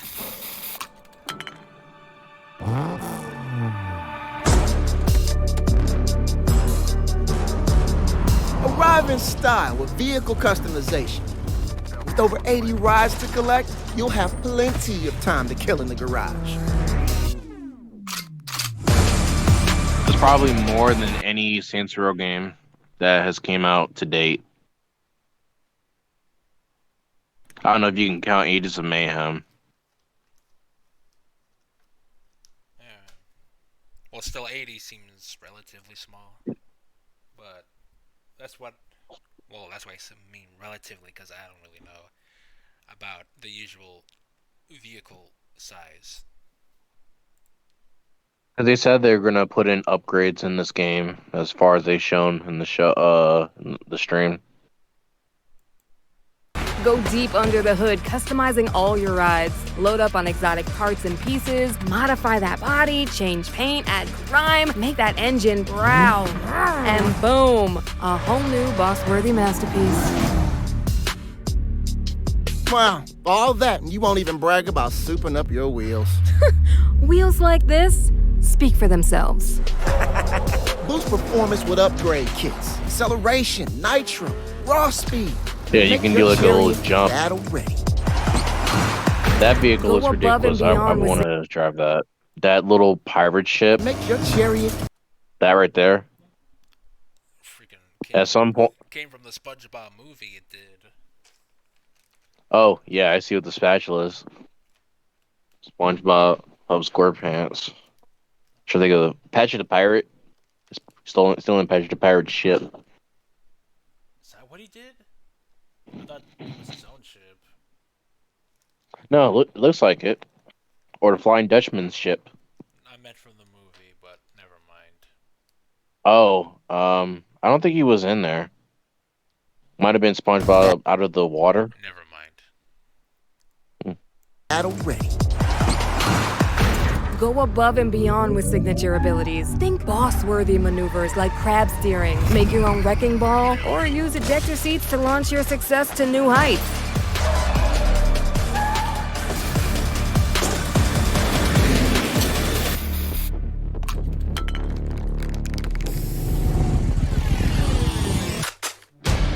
You can look as slick as you want in your customized ride all day, but sooner or later, you're gonna need the perfect weapon. Change almost every aspect of your weapon's looks. Adjust the material, including the color on individual parts. Change textures, go glossy or metallic. Make it rough or smooth. Add decals too if you want. Looks are just skin deep, right? Why not swap the whole model? This customization leaves Grand Theft Auto 5 online in the dust. Looks like it. Right? Why not swap the whole model? Wanna pack that RPG into a guitar case? Yeah. I get the reference, Mr. Mariachi. Wait, rewind that again. Gotcha. That right there. Why not swap the whole model? Want to pack that RPG into a guitar case? Yeah. That right there, it looks like something. What's that one movie with Antonio Banderas in it? There was like 3 guys. Huh? Scarface? No, it Scarface, was because I have no idea what Scarface is really about. it was some movie with like 3 matadors or like Mexicans. They like carried those little like guitar cases, and they fired rockets or some shit. I'm pretty sure they made that reference. They said it. They said one of the announcers said it. So. Oh, I didn't catch that. I get the reference, Mr. Mariachi. Mariachi. Mr. Mariachi.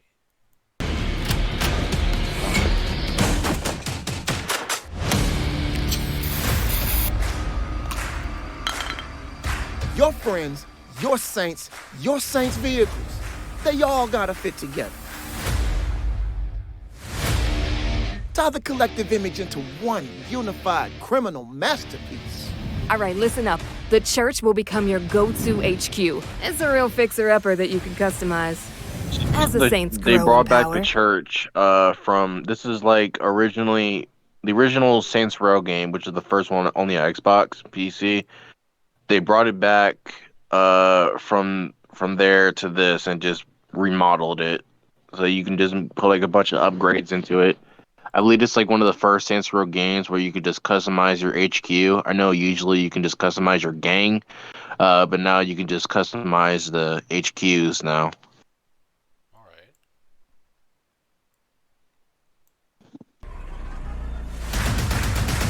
Or, dreaming one level higher, head on up to HQ's 2nd floor, where you can mastermind all your criminal ventures across the entire city.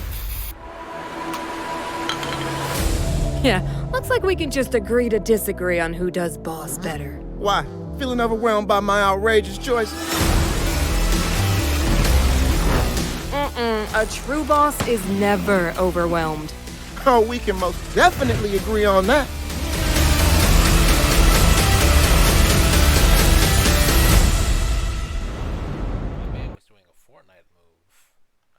Floss. No, sir, I don't. All right, that's enough of that joke. What? In the usual indication Fortnite bad. You know how the spiel goes. Popular, bad. Yeah. But yeah, so far, just from that customization right there, what did you think? Like from the first bit? It's pretty interesting. I saw some nunchaku, and being a soup case rocket launcher is pretty tight. Didn't really show a lot, but what I did see is I like. Yeah, next thing they're talking about is player choices. Because this is the first Saints Row. Well, no, not really, because Saints Row 3 first did player choices.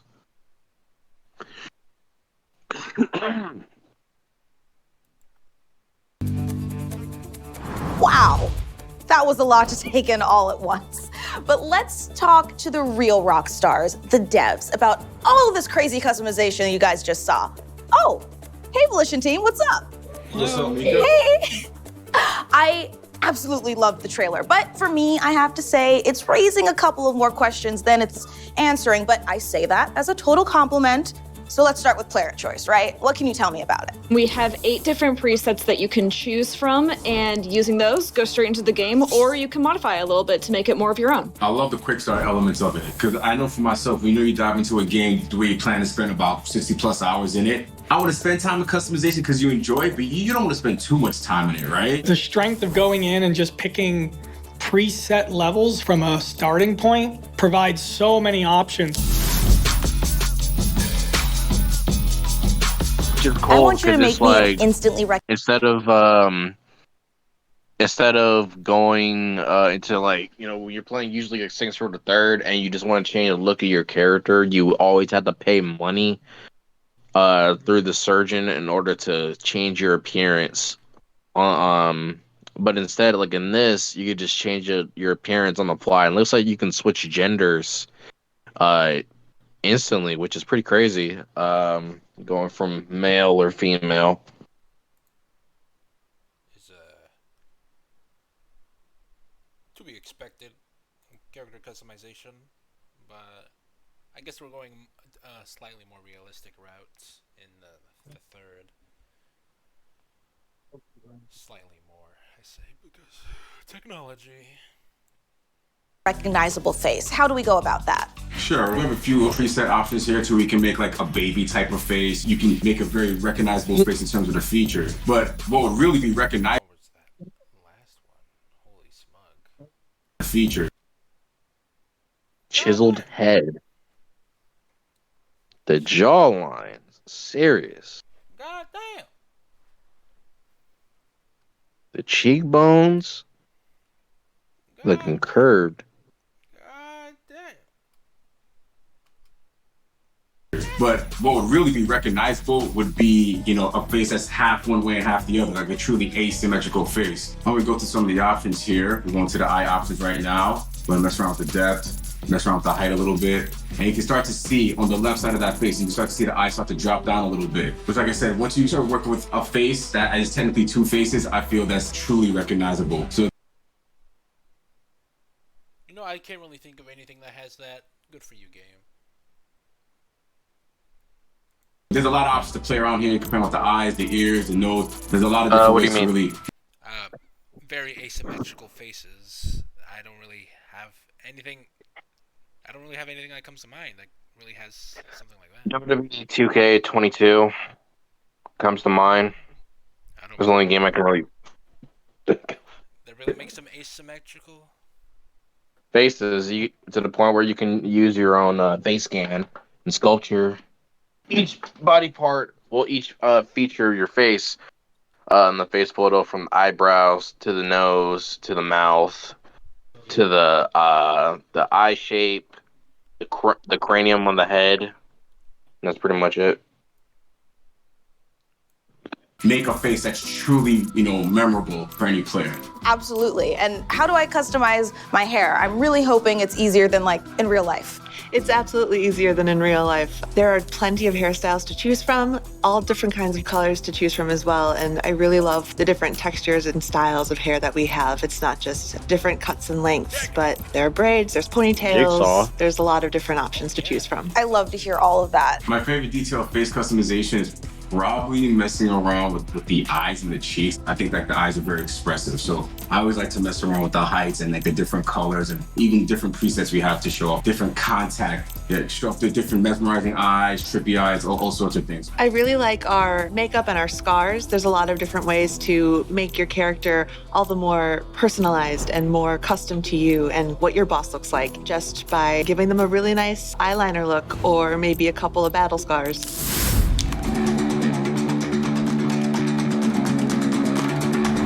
You can make yourself whatever your idea of awesome is with extensive body and clothing customizations. So guys, what are my options for sculpting my character's physique? Can I choose the shape and size? What's actually possible here? You have a lot of possibilities when it comes to changing your size and your physique. Whether you want to look more like a bodybuilder with cap delts and really like striated quads, you can do that. If you want to have a smoother look, you can do that. You can pretty much have the character look however you want. And that goes from figure, chest size, groin size. We also have prosthetics. So if you want to have like hand and leg prosthetics, you can customize your body that way also. That's pretty cool. And technically skin is one of the first layers of outerwear. So what can we do there? We can change skin tint, we can change texture. There are plenty of different shaders to choose from as you play the game and progress and unlock them, so you can have broken glass or galaxy to really maximize how unique you look. There are different colors. You don't like that? Kaleidoscope is not a thing you should look at 24/7. Jeez, it's fine, but it's a kaleidoscope. as well. So if you wanted to be from the Blue Man group, you probably could be. And what if I wanted to express myself with some ink? Can I get tattoos as well? Absolutely. We've got the whole body covered from head to toe, face, neck, arms, legs, chest, torso, and back. That's so cool. And you know the saying goes, clothes do make the person, so let's dive into some outfits. Head to toe customization with your outfits. You can have helmets, you can have hats, you can put glasses on, you can have something across your face. We clearly brought back layered clothing. So players, you can have a shirt with a hoodie on top of that, with a jacket over top of that. We really try to ramp up the granularity that you can use in terms of really editing your character's clothing. You can do whatever you want in this game. You have a lot of ways to really express yourself in terms of your clothing. That sounds phenomenal. And I feel like there's probably even more ways I can express myself. Can you dive in a little bit about those? Sure, you can express yourself with your voice. We have 8 different voice options that range from serious to kind of absurd. This game ain't gonna play itself. And there's also a whole bunch of emotes that you can do to where you can have like a type of touchdown celebration if you want. That's and someone in the emotes chat. where Someone said this game isn't gonna play itself. Who said that? I don't know. Someone in the VC said it, and they, I guess, left.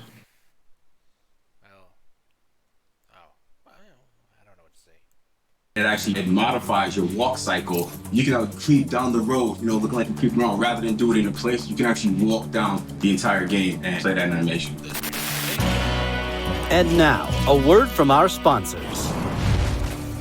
Is that old reliable not so reliable no more? So this it's shop got used to be named, by the way, you can continue, this is a sponsor.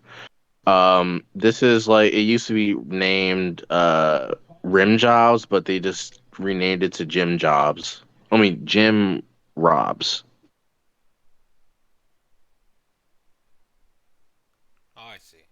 Spirit all right, but the body can't keep up. Just ain't as rugged as it used to be. Now you can haul it off to the junk heap, or you can bring it on down to Jim Rob's, where we'll give that beater a new lease on life. Maybe it just needs a new ticker, or some body work and a fresh coat of paint.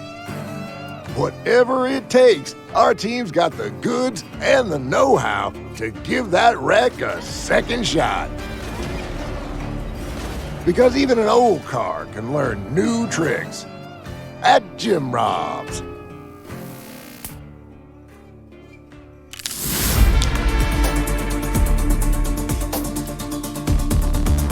You can roll in style with one of the deepest customization pools available in the game, vehicle customization. You can spend hours, if you want, in the garage altering just about any part on your sweet, sweet rides.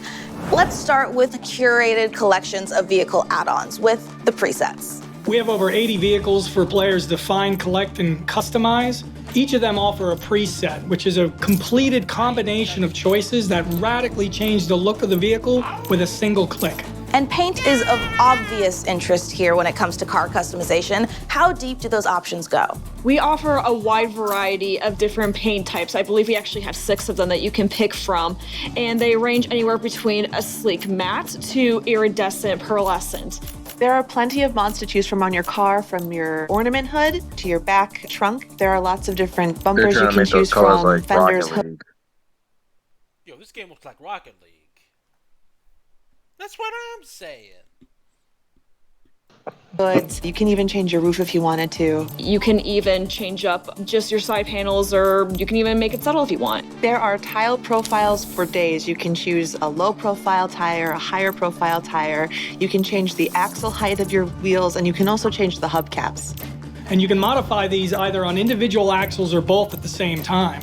And how about the sound when I roll up in my sweet ride? The engine, the horn? You have quite a few options when it comes to the audio here. You have different options for the engine, the horn, and also your transmission. If you want to pull up with a really loud muscle car sounding engine, but you want to bump a horn, coming through like you come from the clown circus or whatever, then you can do that. It's just so much fun to be able to drive around and antagonize pedestrians with my clown car horn.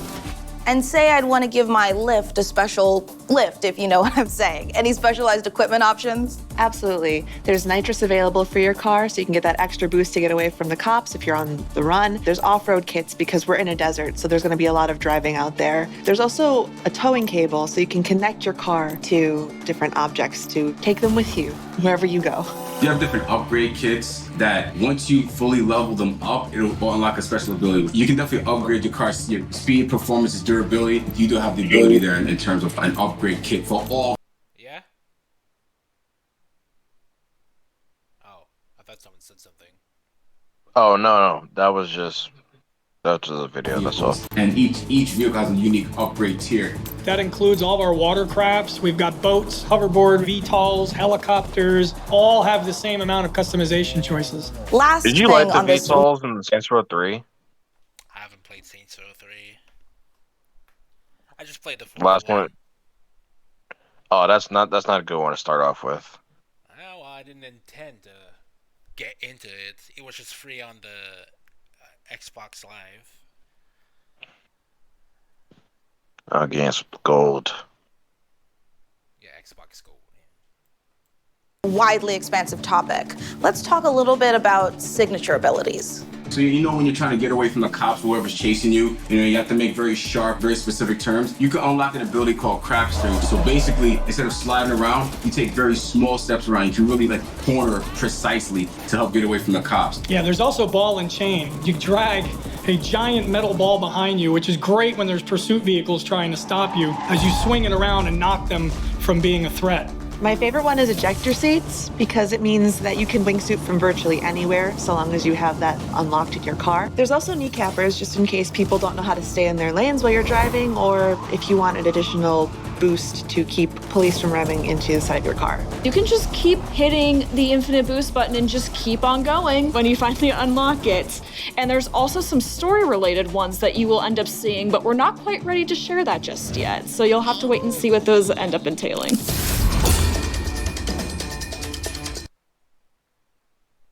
I like that sound effect. The transition? That sound effect. That dong sound effect. Those end up entailing. Hear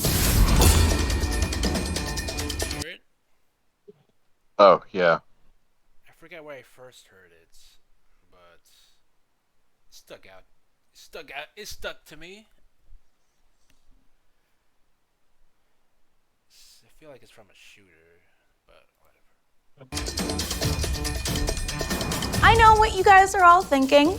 What about my piece, right? Well, we've got tons of weaponry with tons of choice over the aesthetics. And with freedom over where you can customize them, you should have no trouble finding that special sidearm. So how far can I go changing material and colors? You can color any part of the gun that you want, from the body all the way down to the minor parts. Well, just like on cars, I kind of like stickers. I want to put them all over. So what's available in the decal department? There are plenty of decals available. We have decals based on the Wild West, or if you want to be really fun and colorful, there's also really cool, bright, more fanciful stickers. I'm loving all of these details for visual customization, and I really like how my weapon fires, but I want to 100% change the look. Am I asking too much there?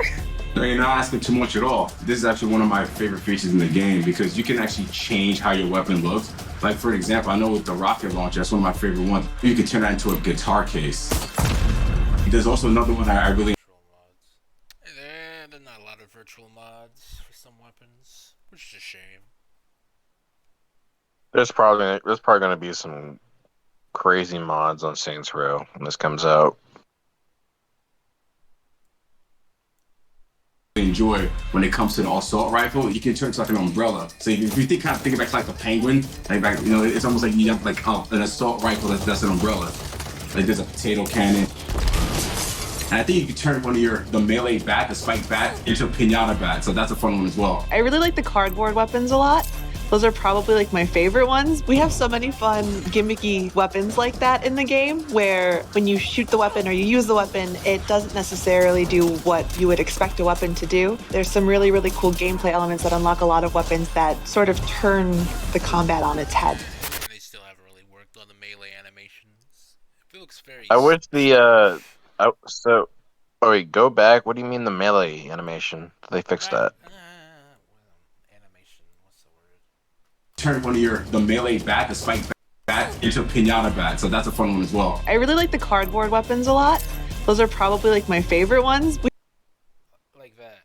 Oh wait, that was just the homing. That was the transition. No, that was homing. That was like. Those are probably like my favorite ones. Like that. We have some. Well, unless that was added for the transition, that looked very awkward. Yeah. Those are probably like my favorite. Although those repeated jabs also look kind of awkward, but of course. It also depends on what weapon he's using. Ones. We have so many fun gimmicky weapons like that you would expect a weapon to do. There's some really, really cool gameplay elements that unlock a lot of weapons that sort of turn the combat on its head. Got the munchies? If you have the cash, come try our stash at Chalupa Cabra, Santo Ileso's favorite monster food truck.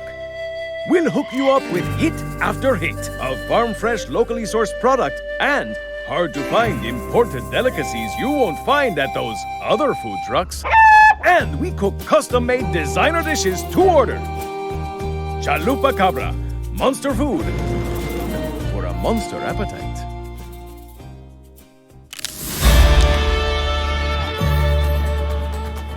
Well, that was So a let's great talk sponsor. about. It's pretty neat. Not gonna lie.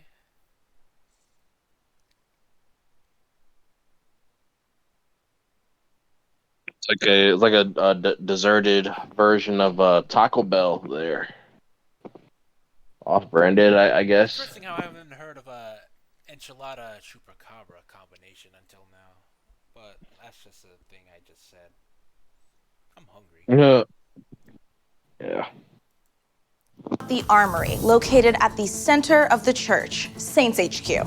So how does it compare to all of those things that I can do at, say, Friendly Fire? The HQ has got a lot more convenient locations to access things like their weapons. Okay, but what about my look? Can I change my wardrobe here? Is this different than using the Style app? You can change your clothes just the same as you could in the Style app, and you can save all of these outfits as presets that you can dress into anytime. This place, as we discussed before, also comes with a garage, but what would Jim Robs think of me taking my business here instead of there?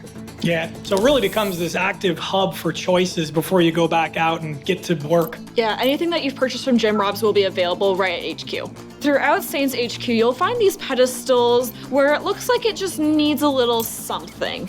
You'll have access to a variety of collectibles that you can use to decorate your HQ, and you can switch them out at any time, and there's so many to be discovered. Is there a dress code here for my Saints? You know, I want to customize my crew. Nobody's showing up in bathrobes, right? Only if you want them to. You can have them dress in a plethora of styles. They're not gonna add bathrobes, are they? No. Hopefully. I don't think so. I haven't seen a bathrobe yet. Different themes, different aesthetics. You can set the dress code however you want to. Not only that, you can actually set up all the vehicles that your crew rolls up in. So if you want them to roll up maybe into a monster truck, you can have them do that. Well, I can't wait to roll up in a crew of a K-pop girl group all dressed out in pink diamond glittery boots. It's gonna be phenomenal. Please invite me. I want to be part of that crew. Absolutely. Yeah, I'm in. Yes, I have my crew. A feature of this game I really like is that Santo Ileso keeps it real with brick and mortar stores. So where should I explore those and how do those work? So you can actually find these brick and mortar stores all around the city, and your map can help guide you there to those different brick and mortar locations. You will see some old fan favorites such as Leather and Lace, but you'll also find plenty of new ones to discover as well. There's also another pop-up shop that is Roger's favorite, which is Botas Picudas. Y'all know how I am. And it sells these boots that have these boot tips that What go really are far those? up, and they have cobra shapes. Given These boots. Looks like the snake was really in the boot.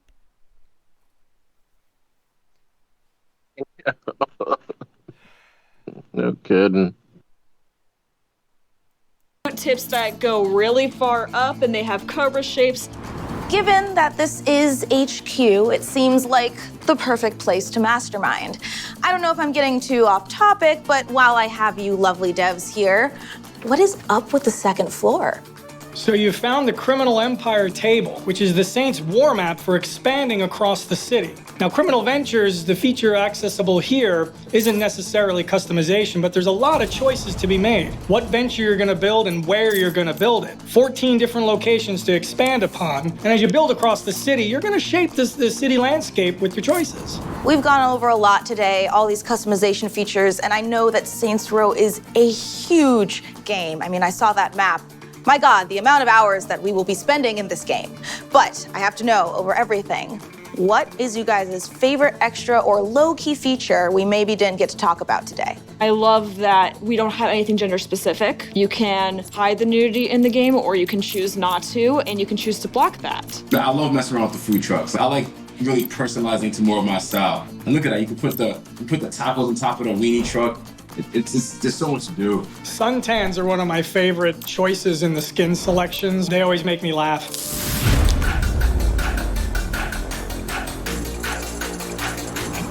We've already gone through so many cool customization features today, and it was really awesome taking a deep dive on Saints Row with you guys.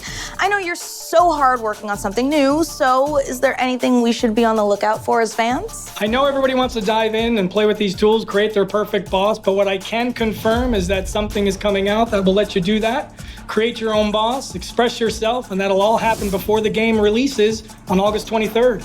So just look forward to hearing more from our socials and from saintsrow.com just to get the opportunity to possibly play with these tools.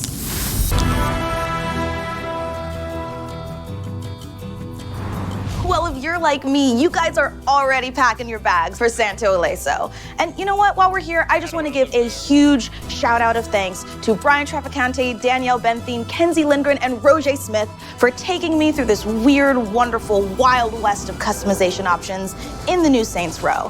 From serious to silly, badass to monstrously absurd to the wildly unexpected, one thing is for certain. You'll have all the tools you need to make yourself truly self-made. I'm Mika Burton. Adios, amigos.